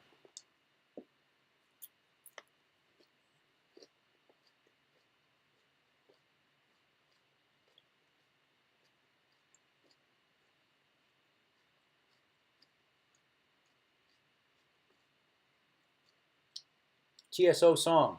How much money did you have to start out your first bankroll? How much money did I have? My first bankroll was this. $10. I lost it in like, I don't know, an hour. And then I got 30. I got 40. I started out small. It wasn't exactly a bankroll. It was just me learning the game. I didn't really have a bankroll. Whatever was in my pocket was my bankroll. And it went like this for many years. Now I got money. I'm safe. Don't worry, I won't go broke. World over. When you get a chip lead early in a tourney, do you play tighter or more aggressive to push advantage? Well, the truth is, if I get a big stack early, I don't change too much because it's early, and you're not like early. The other stacks are not short yet, so you can't really push them around. You know what I mean?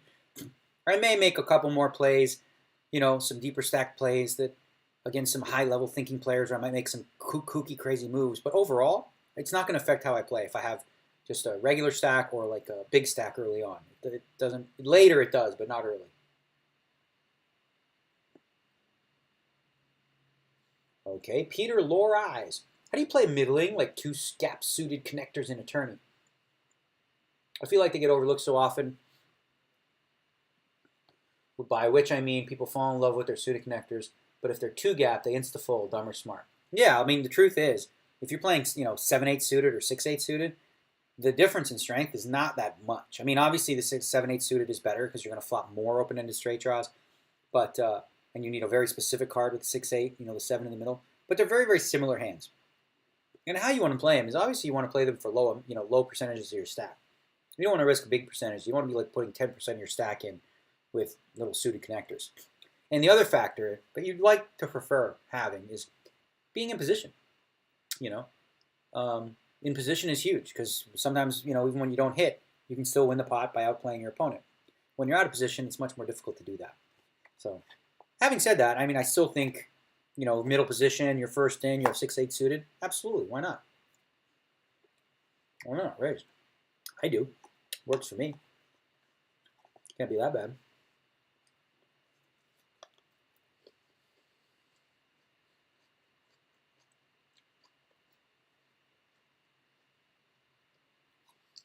Bots I66. No, what? I have 2 pair. The highest ones. Let's go. 400. Here's where I want somebody to have an ace. Come on, buddy. Let's go. Let's do this. Go, run away. Botsy66. Is it possible to play only spin and goes for a good living? Or is this not possible because of the high variance? What do you think? I would really like to try it. In my opinion, you're the best player in the world. Thanks for streaming. Thanks. Oh, you're sweet. Thanks, bud. Well, the truth is, if you want to make a living playing the game, I think spin and goes is mostly just for fun, right? And there is a lot of variance because you could win like 10 in a row, but actually win like small ones because you don't get the big jackpot, you know? I think the good news is that a lot of recreational players, did I raise? No, I didn't. Yeah, I just called. A lot of recreational players typically like them. They're only 7 to 8 minutes. So I think, and I don't know this, I haven't played the higher limit ones. I think I could beat them. I don't know for how much though. Like, what is a living to you? Do you want to make $10,000, $20,000 a year? Is that enough? I don't know. I don't have a really good grasp of how good or soft the games are. But I think that if you're playing spin and goes mostly, you should be doing it because you have time and it's fun, and you want to go for the big jackpots, the $1 million jackpots, or the huge prizes that occasionally are going to come. And if you want to make your bread and butter, you want to make a living, you got to play cash games. You got to find some cash games you can beat with a rake that's affordable and that the games are good enough. That's the combo. Because, people talk about rake a lot, and obviously it came up recently. Sometimes a rake, if a game is really tough, then any rake would make it unwinnable. Like, if let's say, for example, you took the 9 best players in the world, and they all were equal, right? You charge 1 penny per hand. They're all going to go broke eventually because, there's not enough edge. Now, the same situation, make the rake 10%, but there was like 8 fish, right? Well, now the game is worth that the rake is not even a consideration. So the rake is directly related to how good or bad the game is. And the tougher the game, well, yeah, you get what I mean. I was going to confuse myself there.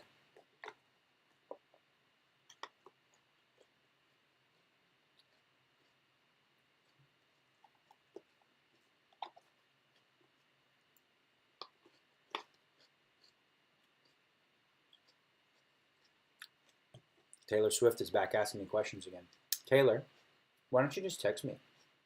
Seriously, like because then everyone's going to know, like, you ask me poker questions all the time. I'm talking to Taylor Swift right now because she's watching. She always does. She just loves my stream. I don't know. She wants to watch me stream. She asks a question now. Taylor Swift. Thoughts on sharing hole cards and showing it from day one like they did in Aussie Millions? Will it benefit the poker community? So she's asking about, how they show, like sometimes we watch these poker tournaments now and they show like a live stream and you get to see the hole cards 30 minutes later. Changes the game because now people can see what you're doing against them and whatnot. But it seems like it's been accepted and it's kind of the wave of the future. Because from a viewing perspective, people don't want to watch if you don't see the hole cards. Like watching me right now, if you couldn't see my cards, it'd be a lot more boring, right? But now you can tune me out when I'm saying dumb stuff and you can just watch the cards and think, what would I do? What would I do?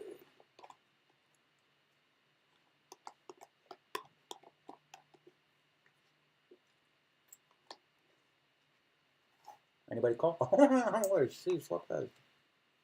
I'm going to check it back.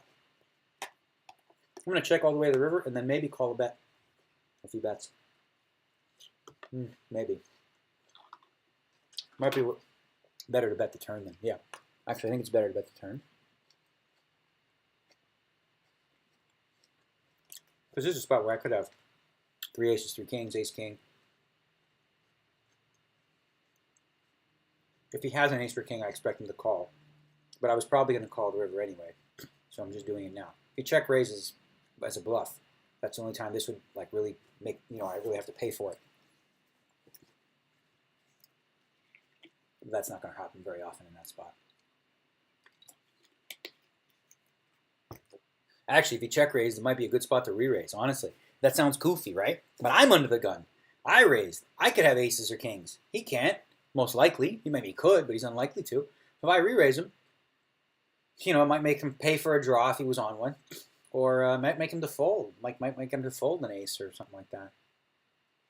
I don't typically do that against small limit players, but against high limit players who, you know, think on a deeper level, I try more moves. All right. Raymond asks, do I use any tracking software? Or does that hurt your live game? No, I do. I don't use it here in New Jersey. Just, you know, having fun. But if I was going to play regularly, like a Scoop or W Coop, I will use it. And it's all legal, of course. I am streaming it.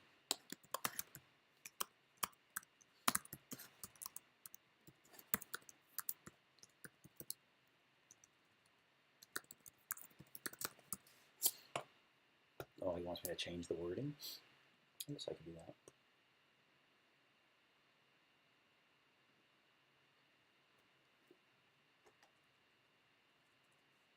Nightly 100. Just changed it. Okay. All right, what happened here? Limp pot, check, check, check. Thanks, TJ. Talking to the peeps over here. All right, we have nothing, and that's why we're going to fold.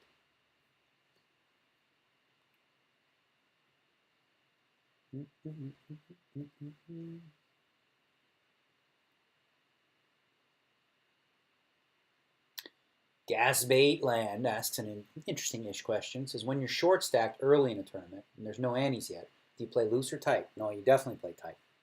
You got to wait for the right situations to come up because, you know, when you're short, people are going to, you can't really push them around. You can't be speculative. You got to, like, you know, get it in there. Pick a good one and go with it. Let me grab some cashews. Cashews, yummy. Yes, I eat a lot, people. About 7 times a day. Typically very small meals, but I'm eating all the time. And I know that Jason Somerville kid, he just never eats. He does these Twitch streams for 12 hours, doesn't eat any food. I'm not that guy. So you'll have to deal with it. Google HS. What's the secret to making vegan food taste good? So much vegan food that's amazing. I've had people eat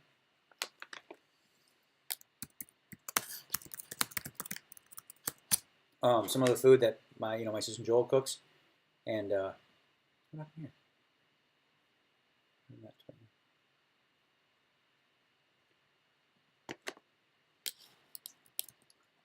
Okay. I just didn't let me tweet that. Okay. And they love it. I mean, some of the food is, I mean, I'm crazy. Just like anything, you can look up recipes online.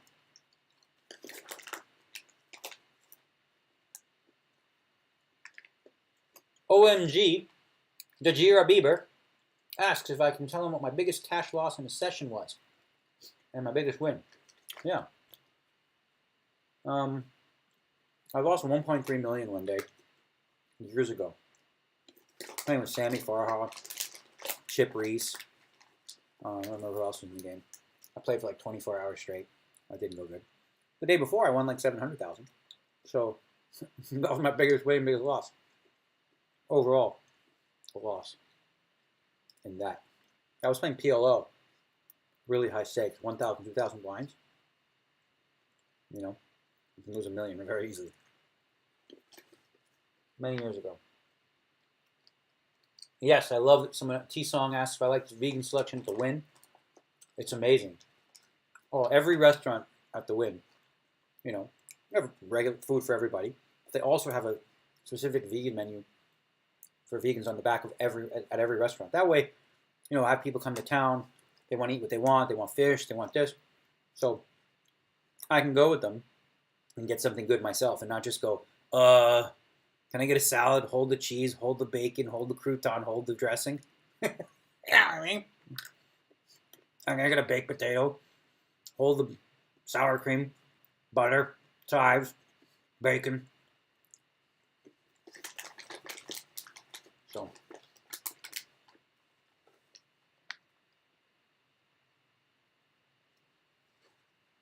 Kid Hold'em asks if I think a computer can ever beat the best poker players. Depends on the format. I mean, who knows, man? Technology's advancing so much, right? We're seeing crazy things in the world with AI.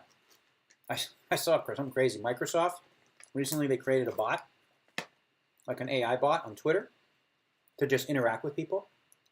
You gotta do that. That's kind of funny. All right, we're gonna bluff with this one time. This is kind of funny, but the AI was interacting with its people, but it ended up getting like a lot of information from people who were just being really rude and saying really racist things or whatever. So within 24 hours, the bot that Microsoft created was a complete racist.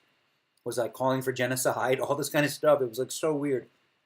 So they obviously discontinued the bot and have to work on that. But it was based on interacting with people, and people were throwing that stuff out there. Crazy, right? Okay, a little break time. A little break time.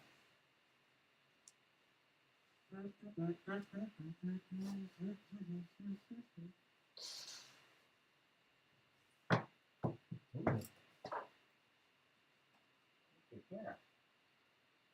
Oh, look at this. It's funny. Found this. What is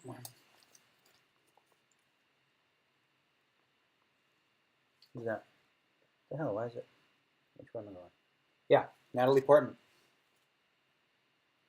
Looks a lot like.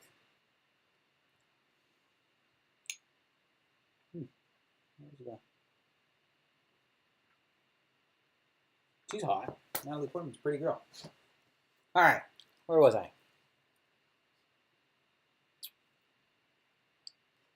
Stellify91 asks, what's your highest break on a snooker table?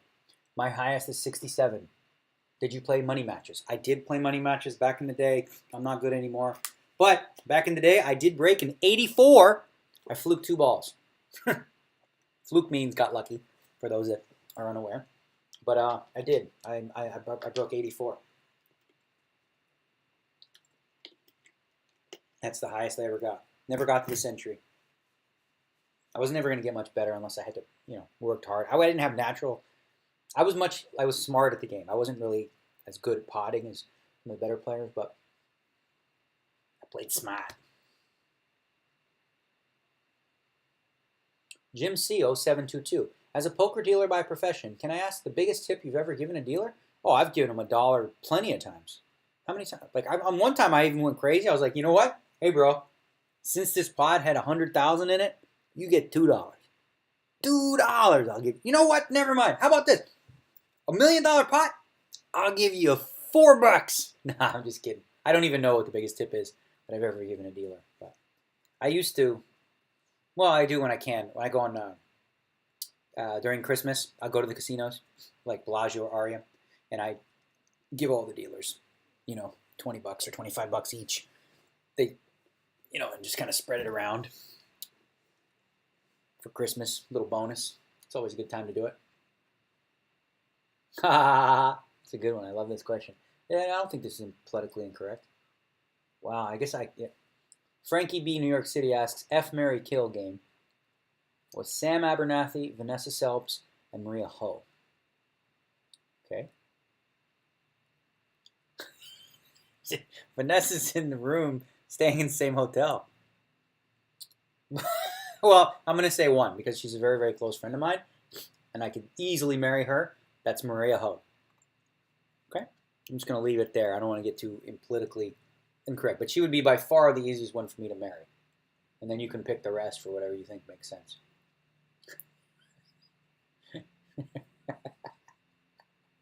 I played that game once when I was married. I was married, I don't know, 10 years ago, something like that. It feels like 100. And we played that game with 3 of her friends that were there. And it was like, because we started with celebs, like, who would you? Jennifer Aniston, Angelina Jolie. And then it's like, ha, ha, ha, ha. And then it's like, how about this one? My friend did it. And I was like, I did it. I was stupid. We were drinking, and I answered the question. Dumb move. I don't answer that. If you're married and they ask you to do that with friends, yeah, don't answer. There's no way to win that. There's no way to come out good from that one. Because the one you say you'd like bang, you know, and she's like, wait, you think she's hot? Then the one that you say you'd kill, she thinks you don't like her. So now it hurts their friendship. Just not a good game to play with friends. Right? F, marry, kill. It's a fun game. Why is it stuck at 80%? All right.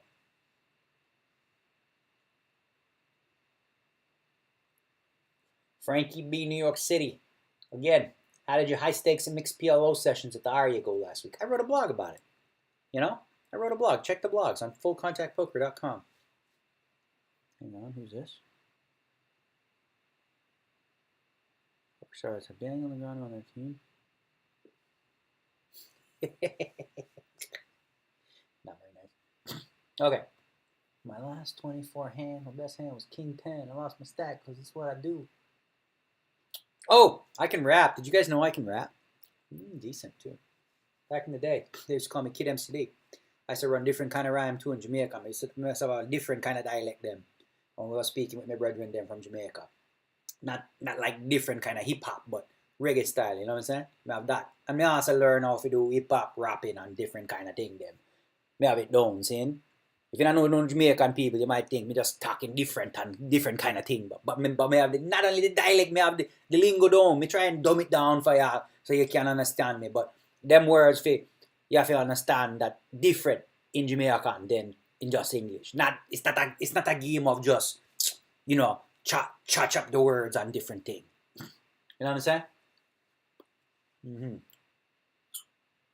What a boss. Sir Schmittendorf, how do you decide the size of your bets? How do I decide the size of my bets? Well, I mean, I usually go with the range. I don't know, it's over years of practice, but like typically, you know, I look to go somewhere between 50 to 70% of the pot, depending, you know, and sometimes more, sometimes less, depending on the situation. Johnny Lookno asks, what happened to your millionaire match girlfriend? Good story. She's cool. We had a blast. I hung out with her for like 3 months. That was fun. So, you know, we didn't work out, whatever. But she was young and sweet, and she's actually a lot more mature now. It's interesting because I saw her a few months ago.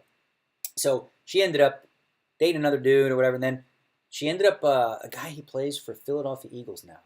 What the hell's his name? The running back. The running back for the Eagles. So, you know, she hooked up with him, I guess, and now she got a baby. And it's a super baby. Because that girl, I mean, it didn't show on the show, but she is like ripped, like hella ripped. She's like, boom, boom, booty, pow, boom, right? I'll show you a picture if I can find it. It's just like ridiculous. So anyway, so she had the baby.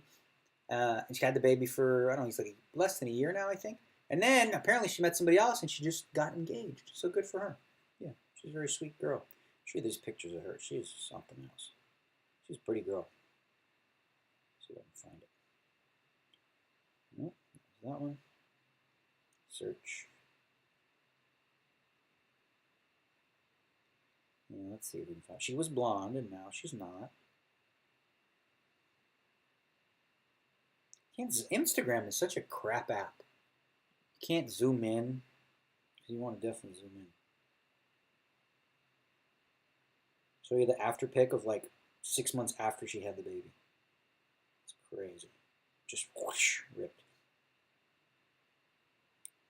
Girls do that. After I end up not being with them, they end up having babies really quickly after that. This Miss Christina Polgar, who I dated for a while, she's Miss Hungary 2008, I think. She had 2 babies about a year and a half after we broke up, 2 years after. So I bring out the babies in people. Wow. What's that? Let's see.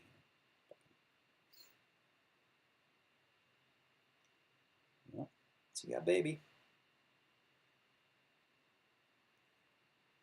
Yeah. Can't find the one.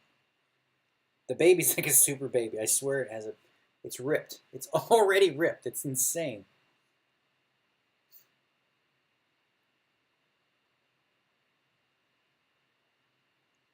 Yeah. That was her. She's the one in the middle. Can't tell if you can see. Yeah. See that 6-pack? That's so cool. Six packs are just cool to look at, huh? Six pack, six pack, six pack. That was her. She changed her hair color, went dark.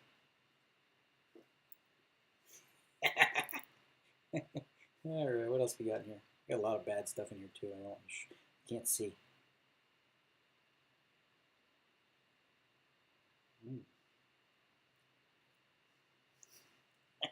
What the hell is going on here? Huh? Oh, I'm suited. Yeah, let's raise. All right, put this down. Join you people. All right, so this is a spot where there's really not a lot of value in betting. You know, lead bet. It's so weird to just lead out like that. You never ever like just never fold. I wouldn't fold a lot of hands here when they lead out. It's really weird to just do that with an ace. I mean, a low limit players may do that. He's checked. Okay, well, I'm not going to fall for anything. I'm just going to, there's no real, nothing to protect. Oh, we protect against the flush. Whatever. If he's got a flush, he's got a flush. If he bets pretty big here, I'll probably throw it away. I think we might have the same hand. No, he had 2 threes. It's a little bit different way to play it. If he would have bet the turn, I would have probably folded. But if he bet the river, or if he bet the river, actually. If he bet the river because the club got there, so now he either has the ace, a full house, or the flush I got to put him on. I can't put him on nothing else. So if you are going to play the threes like that, Dr. Lear, and if you're listening, then you got to fire in one more bet on the river to try to get me off of a hand that obviously beats you. The only thing you beat is if I called with 10 jack with no club. Come on, you don't beat. You know, you gotta bluff me there. All right, Takezo Kensi. Hi, Daniel. How specifically do the rich guys like yourself separate your poker money and regular life spending money? You don't. I don't know. I've never had a separate poker money account because, like, if I had a separate poker account or a money account, what do you think I'd do if my money account went dry? Or, like, say, if my poker account went dry? Just fill it with money. So I never. Dead on the Turn asks, how do you balance your 3-betting range if you play small ball? Well, guess what, Dead on the Turn? You don't. I'm serious. If you play cash games, right, it's important to be balanced in a lot of situations. If you play tournaments, you're rarely playing with people so much that it's going to matter in the long run whether you're balanced or not. So I don't balance my 3-bet range. Frankly, typically in these deep stack tournaments, I mean, how many 3-bets have you seen me make today? None, right? I just don't do it very often. And there are some squeeze situations where, you know, I would be polarized. So let's say, for example, it goes raise, call, call. And I'm in the small blind with like 2 kings. I'm going to raise that, right? But sometimes I'm also going to raise, and not, I wouldn't say it's equally balanced, but sometimes I would raise there with just, you know, king 5 if I think that my opponents are weak. So that's how I would balance it, by throwing in a bluff. Only in spots where I know that all my opponents know that if I raise there, I have it. So it's important to, like, balance your range against people who think you're completely unbalanced. But otherwise, it's not worthwhile. If you're playing against weaker, lower limit players, you don't have to balance your 3-betting range. No, not necessary. Don't focus on that. No need. All right, I'm going to check this one as well. You notice I do that a lot, huh? Just check, small ball, protect, protect, keep the pot small. All right, he's bet. We're not going to give it to him. We're not going to let him have it. But if this banana hanger guy comes, then we might fold. If banana hanger comes, it'd be hard to fade 2 guys with 2 suits, two Broadways, 1 overcard, and a jack and an 8 over here. If he calls, I'm going to throw it away, actually. But if he folds, I'm calling. Oh, man, I guess I got to fold here, right? He's either got the draw or a queen, right? Maybe a jack with a better kicker. I mean, there's very, very little chance that I have the best hand. And even if I have the best hand, it's going to lose a lot when they catch whatever they're drawing to. So I'm going to just throw it away. All right, that was a terrible card for me, right? 10, heart, blah, blah, blah. It's like I couldn't call another bet now no matter what anyway. So,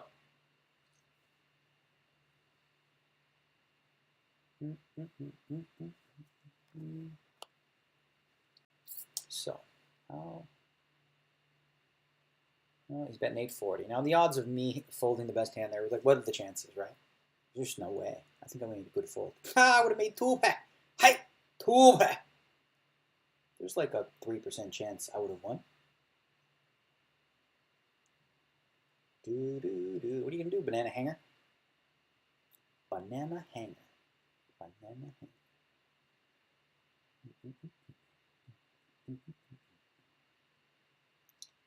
Banana hanger, still tanking. What are you thinking about?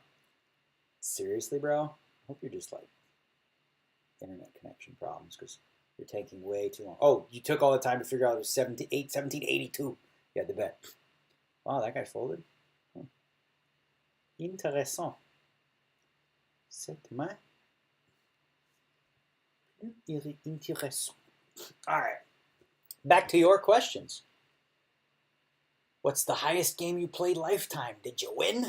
I used to play a regular game of 4,000, 8,000 limit with 1 and 2,000 blind, no limit, pot limit games, and 100K cap kind of thing. I'd say that's the biggest. And I won. I won overall.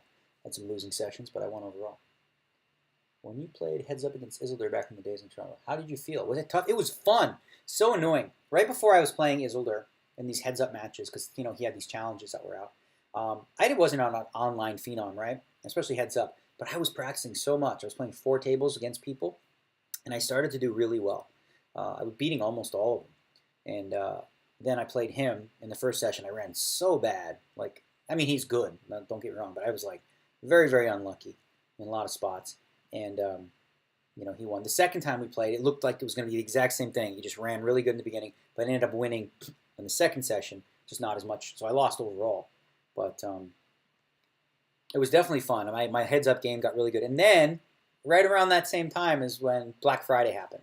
So, I just bought a new system, a new setup to play, to really grind hard. And then, I wasn't able to play anymore. All right, this is a hand we're going to see a flop with. You don't 3-bet these hands. One of the key reasons, especially out of position, is you turn it into a bluff. If you 3-bet and the guy 4-bets or whatever, what do you do? I don't like to guess.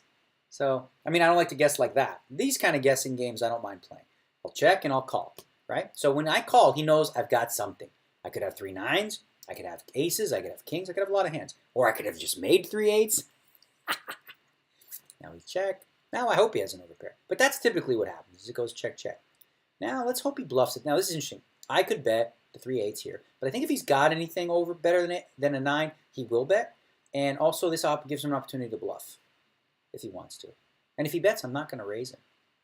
Sounds so weak, I know. You guys will watch this thinking, oh my god, Daniel's so weak. Don't ever call if he bets. He just always has the nuts. He had a pair of 4s. Okay. It's going to be tough to win any more money from him. But we're doing good. We're doing just fine. 13th position out of 59 remaining players.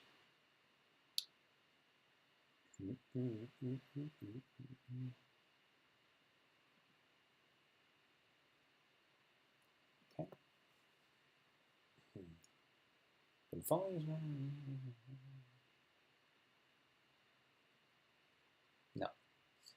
How much do you win in how much did I win on high stakes poker? I got killed. I was the biggest loser on the show. If you watch the show, it's like only a couple seasons, right? So people think like, oh, it's like years and years of stuff. It's basically like they shoot the season in 2-3 days. So I just lost like bad for a few days.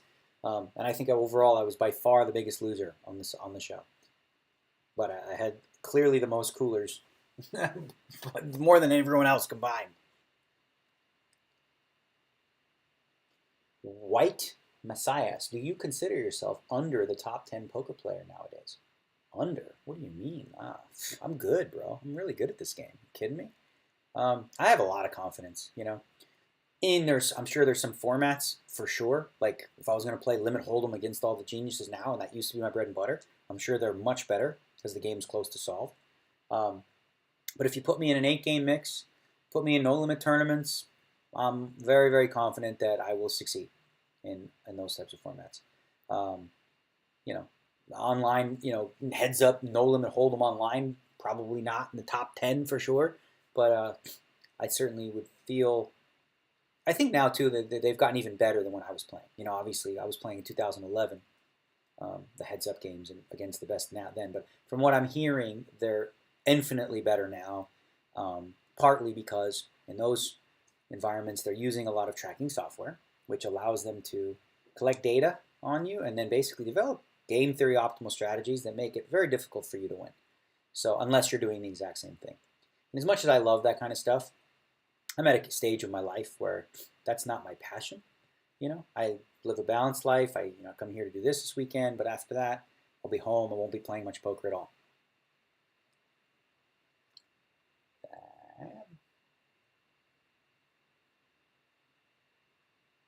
C. Trotter, how old were you when you became a full-time player?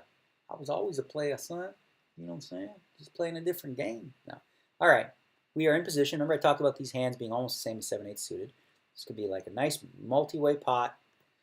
A couple people behind us, so now we are in position. As I said, that's a good thing. Definitely some good flops we can hit. We don't want to see anyone re-raising here. That would be annoying. Okay. This is not the ideal flop, but we do have a pair and we have position.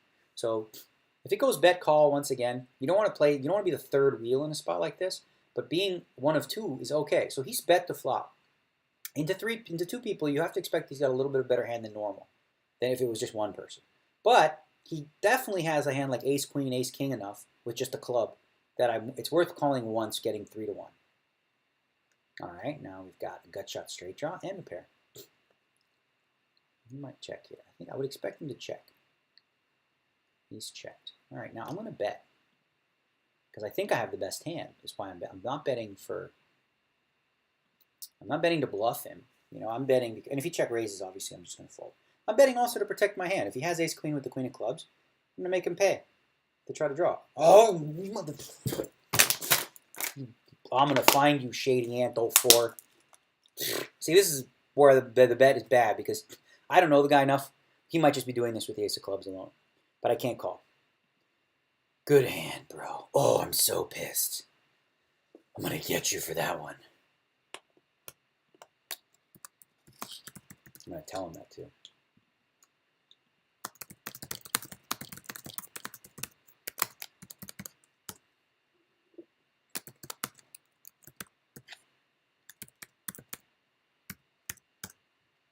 See, I'm being nice. But you saw what I was. I was pissed. I was like, I'm going to show you these. No, those are bad punches, but I'm trying to keep them on camera. You don't flip like that. That's goofy. Straight on. That's actually better. I was boxing downstairs earlier. What's he saying now?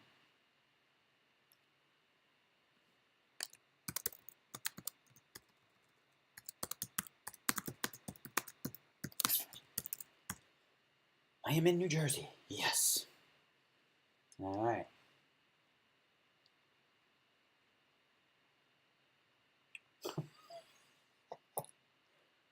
Anyone answer this question for the gentleman? So, the question is from Zappity N. What magnitude of force must the worker apply to move the crate at constant velocity? You know I didn't finish high school, right? That's not a question for somebody like me. Anybody? Fire.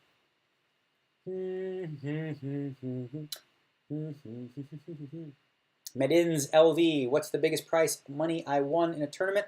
Second place in the one drop, 8.7 or 8.3 million. That's enough. When you're at that state, you're like, you forget about the 400,000 when you're there. What's the worst time you've seen?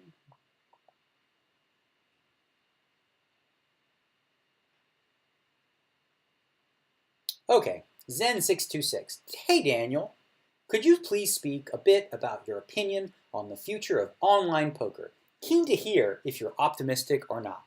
I'm optimistic, and one of the big reasons I'm optimistic is the fact that I'm in New Jersey right now playing online poker, where, it looked like that was going to be something that, look at that online name. I'm playing next to Trump's Dome. Okay, I'm surprised they let that one through, but I think it's funny. But I'm optimistic, and I'll tell you why. PokerStars is a publicly traded company now. The past ownership that was in ownership before Black Friday has no criminal charges against them. They're not. I'm sorry. The case is completely settled in that regard. And going forward, there's no reason to hold PokerStars back from being regulated in markets. And I think that governments will start to see, hopefully here, if the New Jersey experiment works well, and there's revenue brought in for the state, that it just makes logical sense. Then the ultimate goal is to combine them all, combine the markets. Because you guys know how this works, right? You want to have these big, juicy tournaments like we have on PokerStars.com, with thousands and thousands of players, well, you need to open it up so that California players play with New Jersey players and whatnot. But at this point, I'm hoping to see it happen state by state. I've been spending a decent amount of time in California, trying to help with that in that regard to try to get it regulated there as well. And I think if you get California, you get New York, the rest start to see. This is a good thing. And like the marijuana thing in Colorado, I'm pretty sure that's gonna change some minds about, like whether they should legalize certain things or just make things allowed so states can have income. In California, I think they made $1 billion off of it. That's a lot. Not poker. Not like poker's weed. It's a different thing. I'm going to build a roll them out my chips. Okay. And the Mexicans will pay for it. That's funny. That's hilarious. All right. I'm going to fold this one. Raise and re-raise. All right. Doesn't that mean no chips will be allowed in? These guys are funny. I'm hungry again. Can you believe that? All right. Kelly guy, I said I should go on The Bachelor. No joke. They asked me about that a long time ago. I was married at the time. Should have done it anyway. Looks like there was definitely hot girls on that show. Who has been the biggest influence in your life and who for your career? Who's been the biggest influence on my life?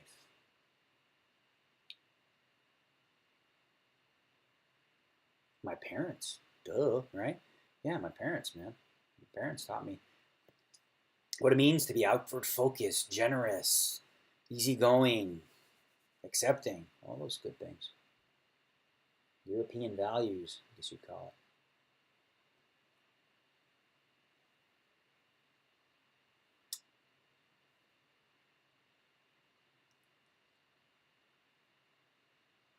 A lot of questions about ladies. None of y'all was beeswax. You know what I mean?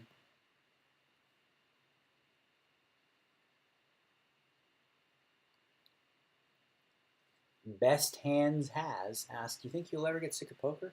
No. Because I don't play too much of it, When I started out, man, I played lots. That's all I did. Then as I got older, like I said, a more balanced life, I don't play nearly as much as I used to. But and then when I do, I really enjoy it. AZ, oh, 4th Street asks a Hearthstone question. Which is better, Emperor Thorson or Sylvanas? Dude, I like both cards, but I'm an Emperor kind of guy, Making all my cards cheaper, throwing it out behind a taunt, maybe get 2 roams out of it, two turns out of it, you know what I'm saying? Yeah, that's my Hearthstone talk. That's what's up. What are your thoughts, AZ Beck asks, on tanking in tournaments? Should a shot clock be implemented? I'm working on an idea. Because it is a problem, especially at the higher stakes. We have guys who are just burning up time. And thing is, like, they don't get that it's just disrespectful, because if everyone did what they did, it would completely destroy the tournament. Could you imagine every decision, if it took you 2-3 minutes, if everyone at the table did that, every hand takes 15 to 20 minutes, so you play 3 hands an hour? You have to think about it in those terms, not just like, I need the time. Okay, well, you're taking 4 times more time than the whole table combined. So that's not fair. So what I do now is I call the clock, and I let them know it's not personal. I just let them know, okay, you're habitually slow, so I'll be calling the clock on you. Having said that, I have a system. I'm working on something, actually. Not to make money off it, just to fix the poker tournaments. I'm working on an app that, oh, look at that flop. Little straight flush draws.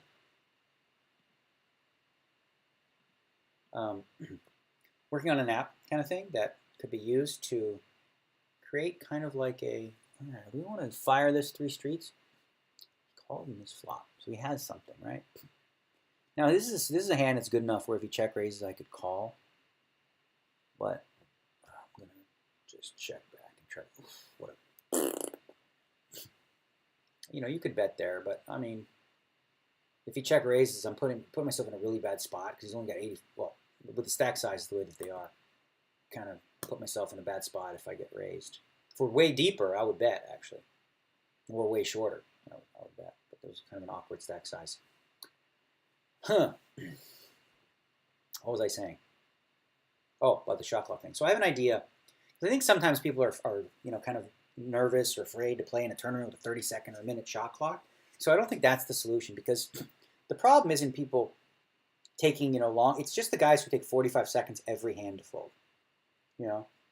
It's those guys who ruin it for everyone else. Like they have 9 deuce and they're looking at their hand in first position and they wait 10 seconds before they fold for no reason. They think, oh, I'm balancing my tells, balancing my range of timing tells. No, go fuck yourself. How about that? Okay, seriously.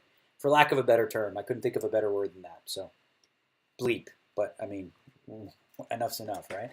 So I have an idea that I think could really work. That it would be much like a chess clock. In that, I'm going to fold here. In that every 2 levels, you get a specific amount of time in addition to 20 seconds per hand. So that you get, and it just ticks off. And when it runs out, this is a short version. When it runs out for the next of the level, for the remainder level, you have 20 seconds to act on every decision. Period. No matter how big the situation. So you have to, use your time wisely. I'm going to bet here. Bottom pair. I expect the jack to just check call. Or a king. So I'm not worried about getting check raised off a hand. Also, if a guy has 2 8s or 2 7s, I can win it with a bet on this flop. I'm done. Oh, that is a terrible card. Although, I mean, I could bluff. You bet 200. I'm supposed to raise here. Vanessa would raise. Vanessa Selps would go boom.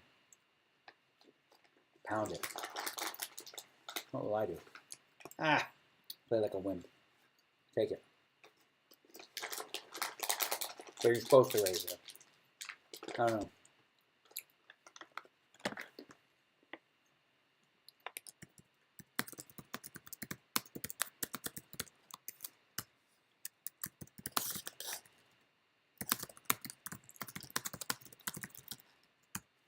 Ask him. Maybe I'll tell you. All right, let's see a flop against the button raise over here. That's not the one we wanted. Damn.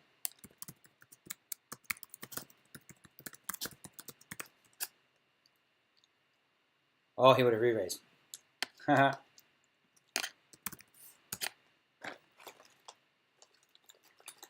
What am I doing in this hand?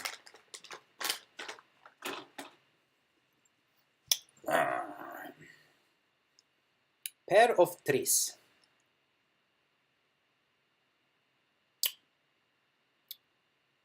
All right, get a little action. Come on, everybody call, and then let me flop a 3. Okay? Seems fair. Or a couple 3s, maybe 4 of them. I haven't had 4 of a kind once today.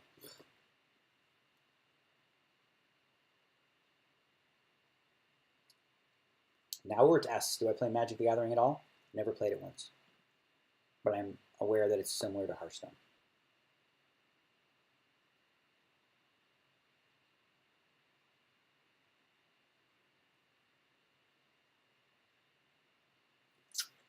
Yeah, this is not a flop. Somebody asked about the wristwatch. This is not expensive, $150. It is a diesel. Yeah, diesel watch. I got a bunch of them. I got like 3 or 4 of them, different colors. All right, we got a full house, eh? not a very good one, but I'm not betting on this one. I'm not calling. I'm going to wave the white flag, but there's a chance I have the best hand. Nobody has a jack or a pair in the hole. Or, of course, the king. Yeah.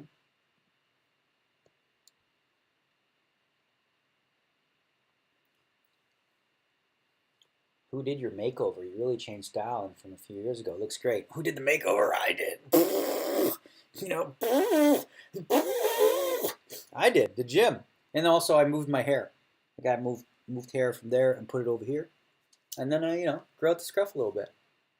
And I don't do the blonde tips anymore. So what do we got here? I got, how many blinds do I have? 30, 40.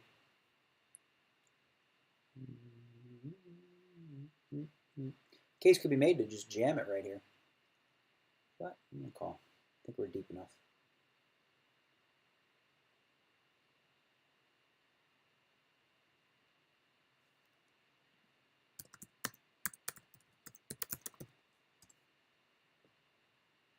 All right, I'm gonna. Oh, there's 3 people in the pot. Never mind. I don't have enough wiggle room here to gamble with him. There's a guy behind me, so I'm gonna throw it away. If it was heads up, I probably would have called that flop, tried to freeze him, and maybe try to take it on the turn. All right, got called.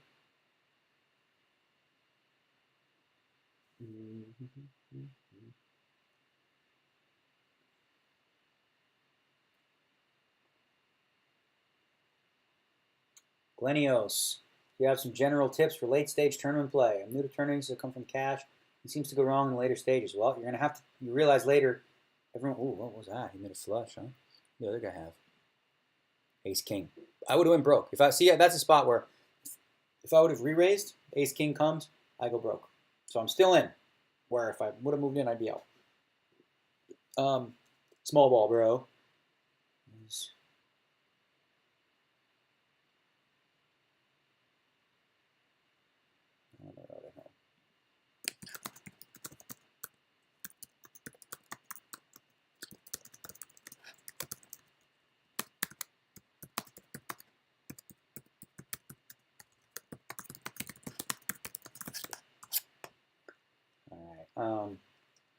Yeah, late stages, you just have to realize that you have to get more aggressive in terms of taking risk. You know, you have to attack more blinds. You have to be willing to defend more. You have to fight for pots, because every pot, just winning a round of blinds at late stages of the tournament is meaningful. So you up your game from an aggressive perspective. And sometimes, you know, you got to like be aware if you got 20, 25 big blinds and somebody raises, it's go time if you got like an ace jack, ace 10. Fold them what? Got the tips.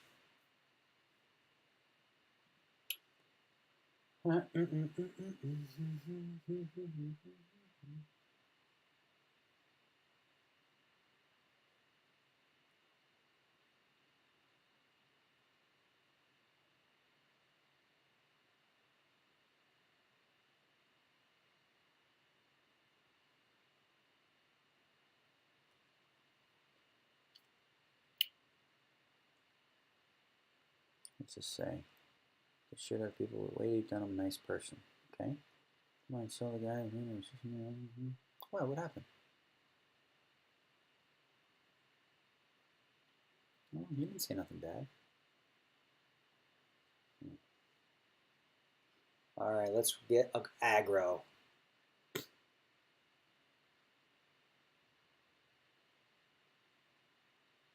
Okay.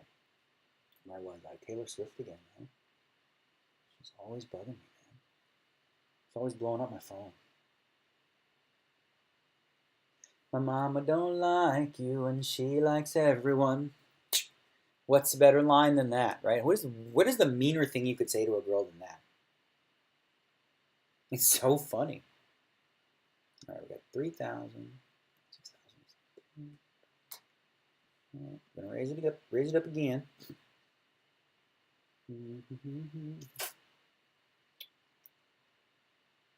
What's worse than that, right? You tell a girl, my mama don't like you and she likes everyone. That's so cruel. Oh, what do we do here?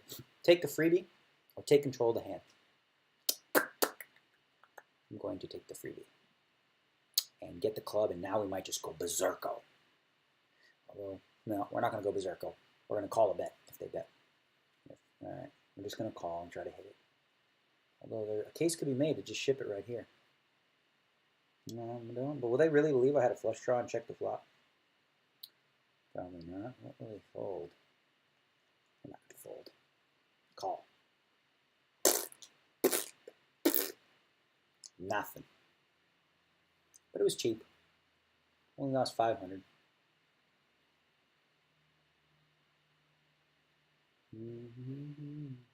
All right, I'm out. You must have a really big hand.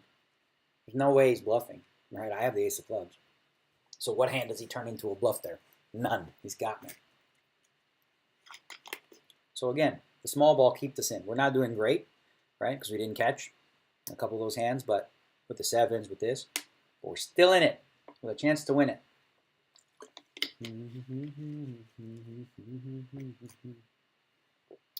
Oh boy, all right. It's getting hard to call and see flops, but it's a little too good to fold for one little min raise. What happened? I lose my connection. Hello. Oh, there we go. Gutter ball.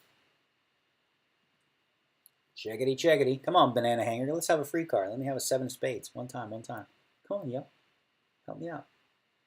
Help a brother out. Know what I'm saying? You can check. Oh, there's a spade. That's the one that I could go. I could go with this one. I got to go with this one because I got a double gutter and a flush draw. You know what I'm saying? I got to go with this one. Let's go for 750. All right, we got to go with this one. We got to go. He might have a queen. He might have ace queen. You know what I'm saying? But if he does, you know what I'm saying? We got outs. We just don't want him to have king queen. You know what I'm saying? Oh, isn't it? Boo. Now I'm just gonna have to hope he has ace jack. Okay, and if he has ace jack, maybe he'll fold. All right, bluffing time. Please fold. Just please fold, banana hand. One time. Just don't have a queen. Don't have a queen and fold. Just fold, fold, fold your ace jack, fold your ace jack, and throw it in the mud. Yes, baby, no! Oh, that's why you play the game. Some people say, in short stacks you don't have room for that. I still had room, and I had 1,500 left if he called me or whatever. I wasn't out, but I still made some jabs, and I got myself back in the game. You know what I mean?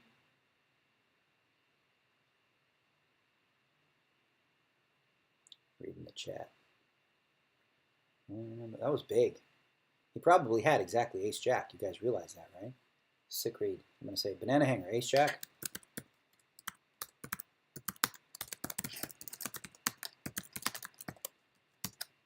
Banana hanger, you had ace jack? Come on, say you had ace jack. Tell the truth. No.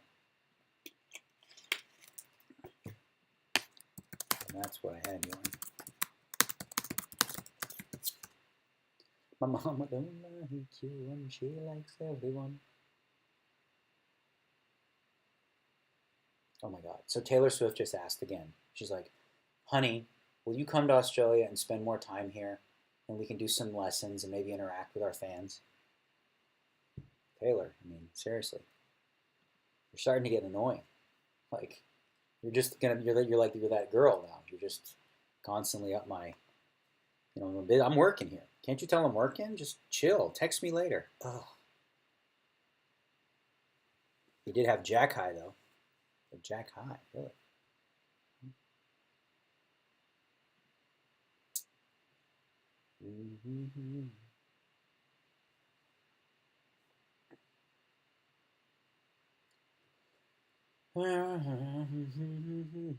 Favorite character of Game of Thrones, asks Belly Button Fuzz. Well, everyone likes little Tyrion, you know what I mean? Little dude. He's funny. He's funny. He's smart, too. Creepy Siren asks, is this my last game of the night? Yeah, I'm going to win this. Yeah, I'm going to put an old session in. Tomorrow, we got the Sundays. If you're in New Jersey, log on to PokerStars.com.nj or something along those lines.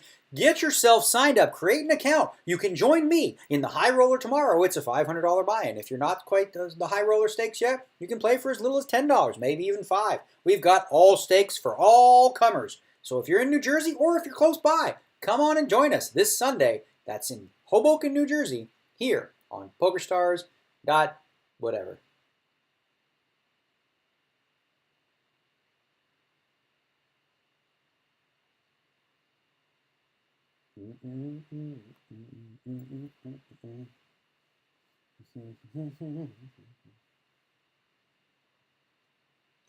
Grep, 1993. Do you prefer cash games or tourney?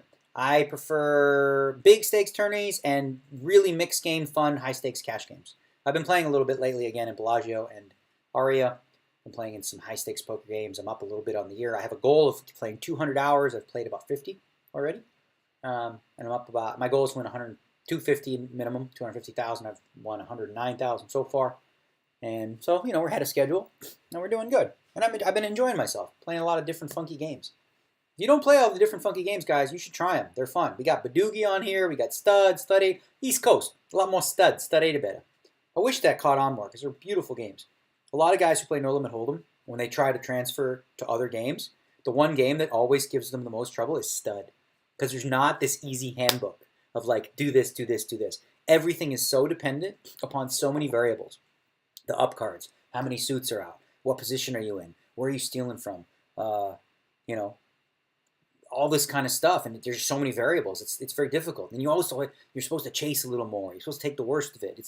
It's a beautiful artistic game. I love 7-card stud. I wish that it was more popular, and it is on the East Coast, which is great. It's good to see, but the rest of the world is missing out if you don't play stud and stud 8 or better. You just are. Fun stuff.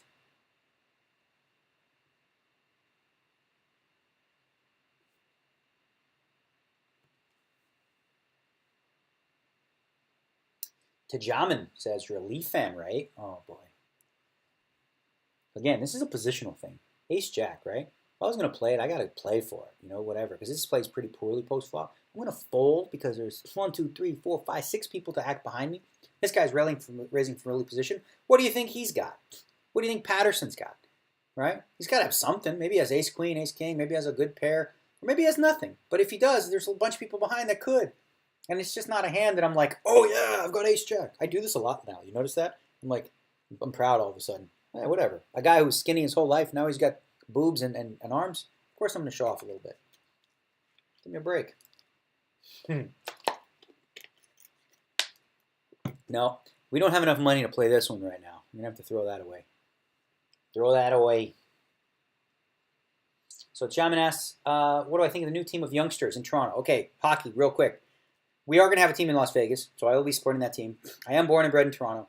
And for the first time ever, since I've been alive, I think Toronto finally, if they will continue down this path, is doing the right thing.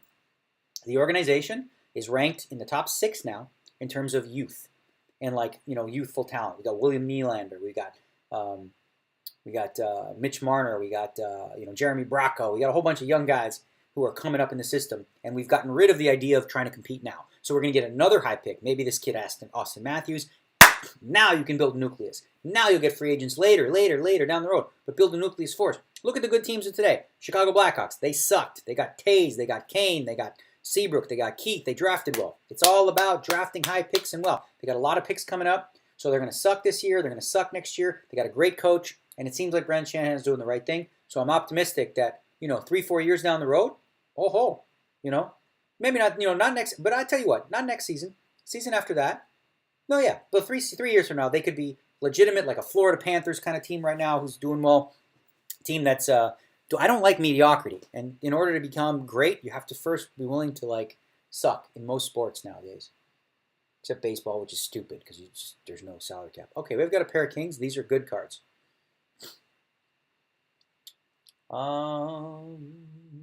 When I sub spam Kappa asks, what is your top 3 favorite Hearthstone decks to play and favorite class? Well, Mage was my favorite. I was a Tempo Mage guy. That's how I started. I got Golden Mage. And I love Shaman. But I'm not really a fan of the aggressive Shaman. I like the, I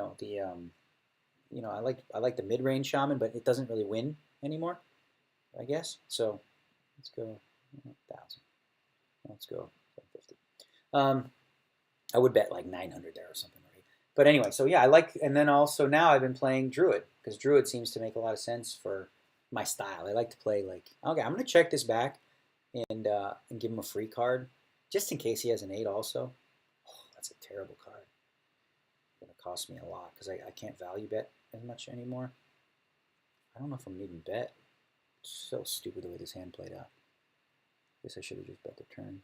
But he's a big line, Check calling on this flop, he's either got an 8 or a flush draw.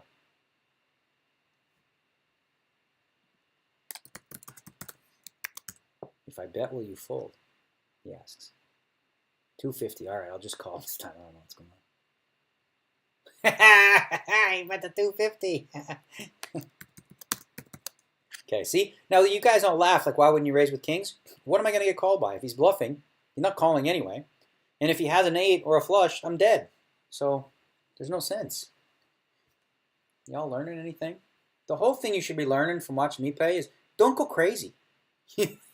Just stop going crazy, and you'll still be in the tournaments longer. And don't give up so easy either. You flop pairs. You flop a pair, it's good cards. Continue. Seize a turn card. Seize a river. You never know what is coming. You never know. The guy might not bet. He might not bluff. He's fine. Okay, you take it. He's good.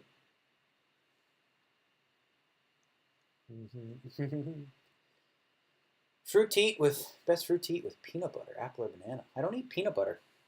I don't do peanuts, oddly enough. I do almond butter. I'll do sunflower butter is my favorite. Cashew butter. I don't do peanut. Peanut's actually not a nut. Did you know that? It's a mold. Little tidbit for you. And I did a food allergy test about a year and a half ago and said peanuts was on there. So not like it would kill me, but it just, my system doesn't love it. My mama don't like you and she likes everyone.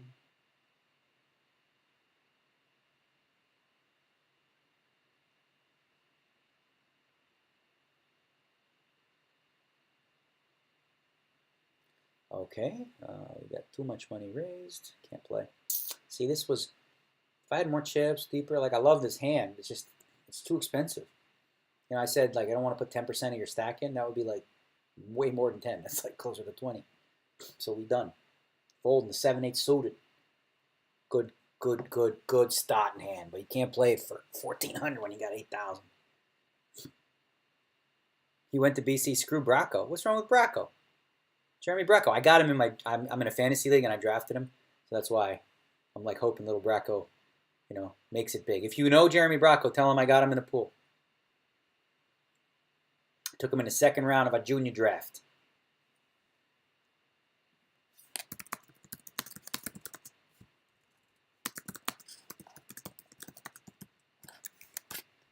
A6? No. All right, what else we got? My wee wee is gone. Is green. Asks, did you ever cold 4-bet in your life? Hardly.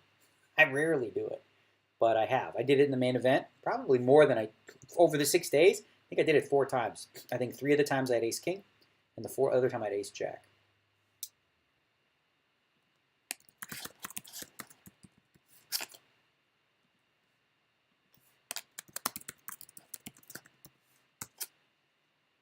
Okay. What's the best thing you've bought with money? Joe Tuttle 24 asks. The best thing I've bought with money? Freedom. I mean, it's hard to explain that in a deeper way, but freedom to just live the life that I want. In terms of what I've spent my money on, I'd say the most rewarding stuff is not tangible in the sense that it's a material thing like a car or something along those lines. It's experiences for people. I raise money for St. Jude's every year. I do a fundraise. I do a special poker tournament to raise money for them. And we raised $450,000 this year. And I've raised probably over $1 million, probably close to $2 million for them, for St. Jude Children's Hospital. And that's rewarding, and just helping other people in specific ways. And I don't mean people on Twitter going, bro, send me $10 on Stars. I'll be your protege. No, I'm not talking about that. But yeah, I think experiences. I remember a trip I had a few years ago to Australia with about 8 people. It was a lot of fun. Yeah. And did a lot of concerts. Saw Jay-Z, U2, the Eagles, Muse, So I'm not really a concert guy, but she was, and all of her friends were. So we did the concert thing, and it was fun. Yeah. So guys, if you know what I've been doing here is I'm going to get into a lot of your questions because my assistant Patty, who's in there in the chat, is DN assistant. She has been feeding me on my Skype some of the questions because it's hard to fire through like all the nonsense that you guys chat about. So she's taking a little break. From doing that, she's going to eat some food, not on Skype like I do.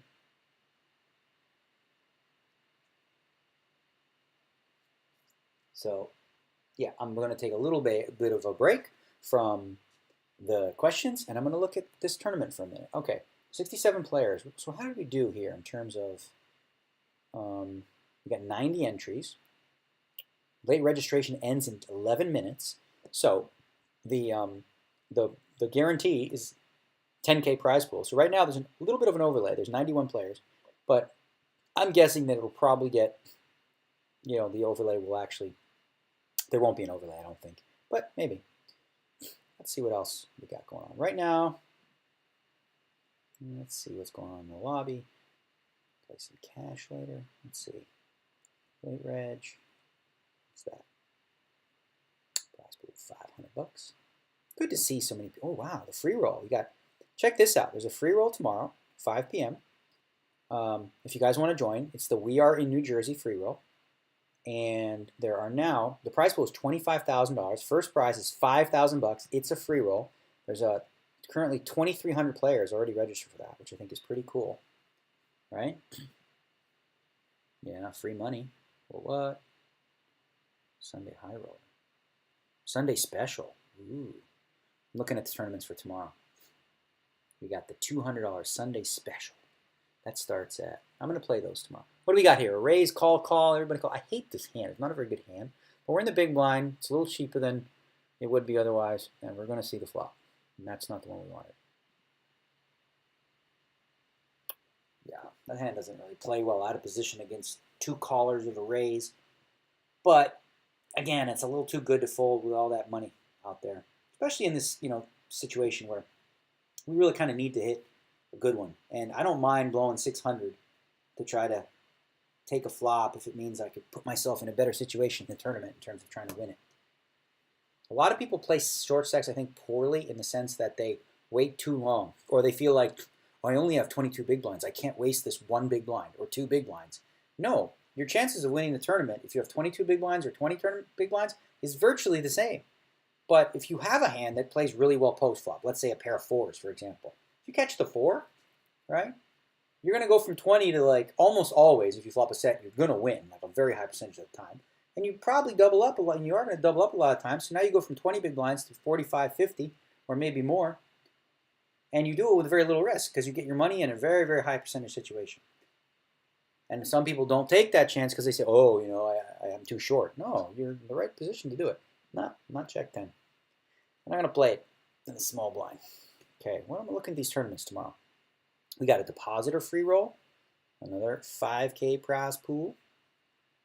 We got Sunday high roller. Okay, what time's the Sunday storm? Oh, the Sunday storm. We got all kinds. This is just like PokerStars.com, except it's just for you special New Jerseyans. So, it starts tomorrow at 6 p.m., huh? 6 p.m. tomorrow. That's when you can expect me to start. Play the $200 Sunday special. Then the high roller at 7 p.m. Dun, dun, dun. All right, what do we got here? King and a 9. And just so you guys know, after I could play that, but I'm not going to. I should have probably called. Yeah, what am I thinking? Silly. Yeah, this is good stuff. So then I just want to let you guys know, after I win this tournament, my stream's over. I believe in about 40 minutes, she'll start up Vanessa Selps. You can find her Twitter, and then you can check her out. She'll be streaming as well. Wow, we got a lot of you following. This is fun. Run it up, Reno. I will not be there. D. Lucas, 85, asks, if Trump promises poker in 50 states, will you vote for him? He could promise poker in 70 states, and I would not vote for him. DeLuca asks, when are you coming to Romania? I recently moved here to be with my hot girlfriend and play online. Romania has some beautiful girls, man. I am Romanian, and I will be there May 17th to May 24th. And you're right. My mother was beautiful. Cute lady. 2 free rolls tomorrow. Yeah, 25K and a 5K. Damn, he mad. No, didn't ask anything. Someone said, Poker Rooney says, I'm nice to Helmuth at the table. What is my opinion of him, his ability in cash games and his tendency to blow up after losing a 70-30? Well, I think Phil has made a career out of really exploiting his image and people playing really poorly against him. I think that happens far less often at the higher stakes. Like his ploys don't work as much. He intimidates people when they make a move on him, and they, you do that again, I'm going to come over that you tough and I'm going to bust you and da-da-da. So, a lot of people are intimidated by that. The high stakes players are not, and they just keep coming out of them. And there are some, I want to say this with all due respect, like in those environments against the best players, and I've played in those tournaments a lot and I've done quite well, it requires a different type of skill set. And a lot of the corners that he cuts that are very effective in smaller buy-in tournaments against weaker players don't work as well against those players. You don't get away with it nearly as much. So, like, he tries to limp in some pots and try to, see more flops that way, but it just doesn't work enough against the really good players because they don't let them get away with it, and they kind of abuse him a little bit. So it makes it hard for him. He plays a style that's exploitable by those kids, I think. Not those kids, but just a lot of like the guys who play the 100K buy-ins and above. They're all good. The ones who typically play are really good players, and they don't, they just don't fall for the trickery as much.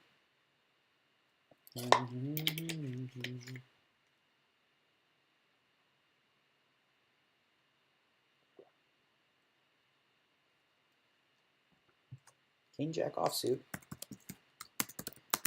So I have my laptop connected. Oh, what? Let me say that. I have my laptop connected, so that means unlike previous streams where I took it to the bathroom to stream, I'm going to use this break, the 5-minute break here, to relieve myself of some urine. I will be back very shortly to continue answering some questions. So hang tight, people. I'm going to go make wee-wee. It's a break, right? Yeah. My mama don't like you, and she likes everyone. Even I've done, I'm not done my job. See what's going on. Now I know. You like the way you look that much, baby. You can go and love yourself. Holding on, baby. You can go and love yourself.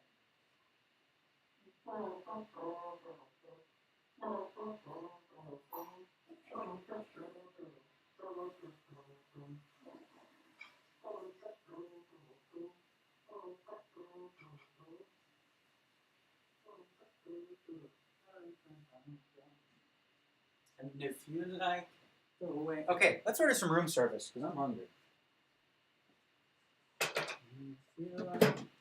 What the hell are we going to eat here? It's not exactly... this menu is not exactly the most vegan friendly.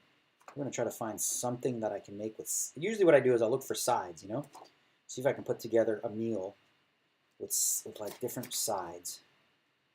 Okay, that's not going to work there. Get some fruit. I could use some fruit. Oh, fruit and salad. I already had a salad. Probably have to have another one.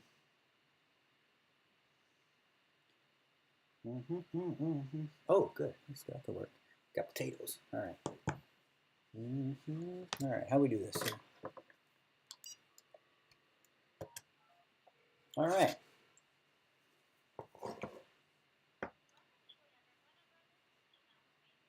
Hi, Janelle. I'm hungry. I want to eat food.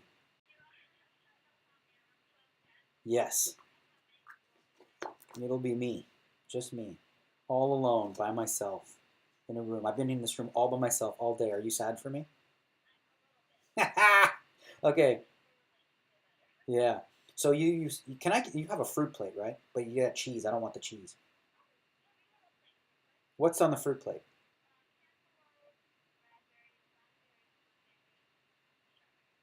Okay, can I get banana instead of strawberry? Okay. Yeah, that's all good stuff. I can eat all that. All right. And then I was going to see if you could do some sides for me because I don't eat dead animals and stuff, right? I don't eat like pigs and cows or dogs either. Do you eat dogs? Have you ever, do you eat cows and pigs? So you don't eat dogs because they're cute, or is it just because? Okay, pigs are really cute. If you ever played with a pig, you might stop eating because they're really cute.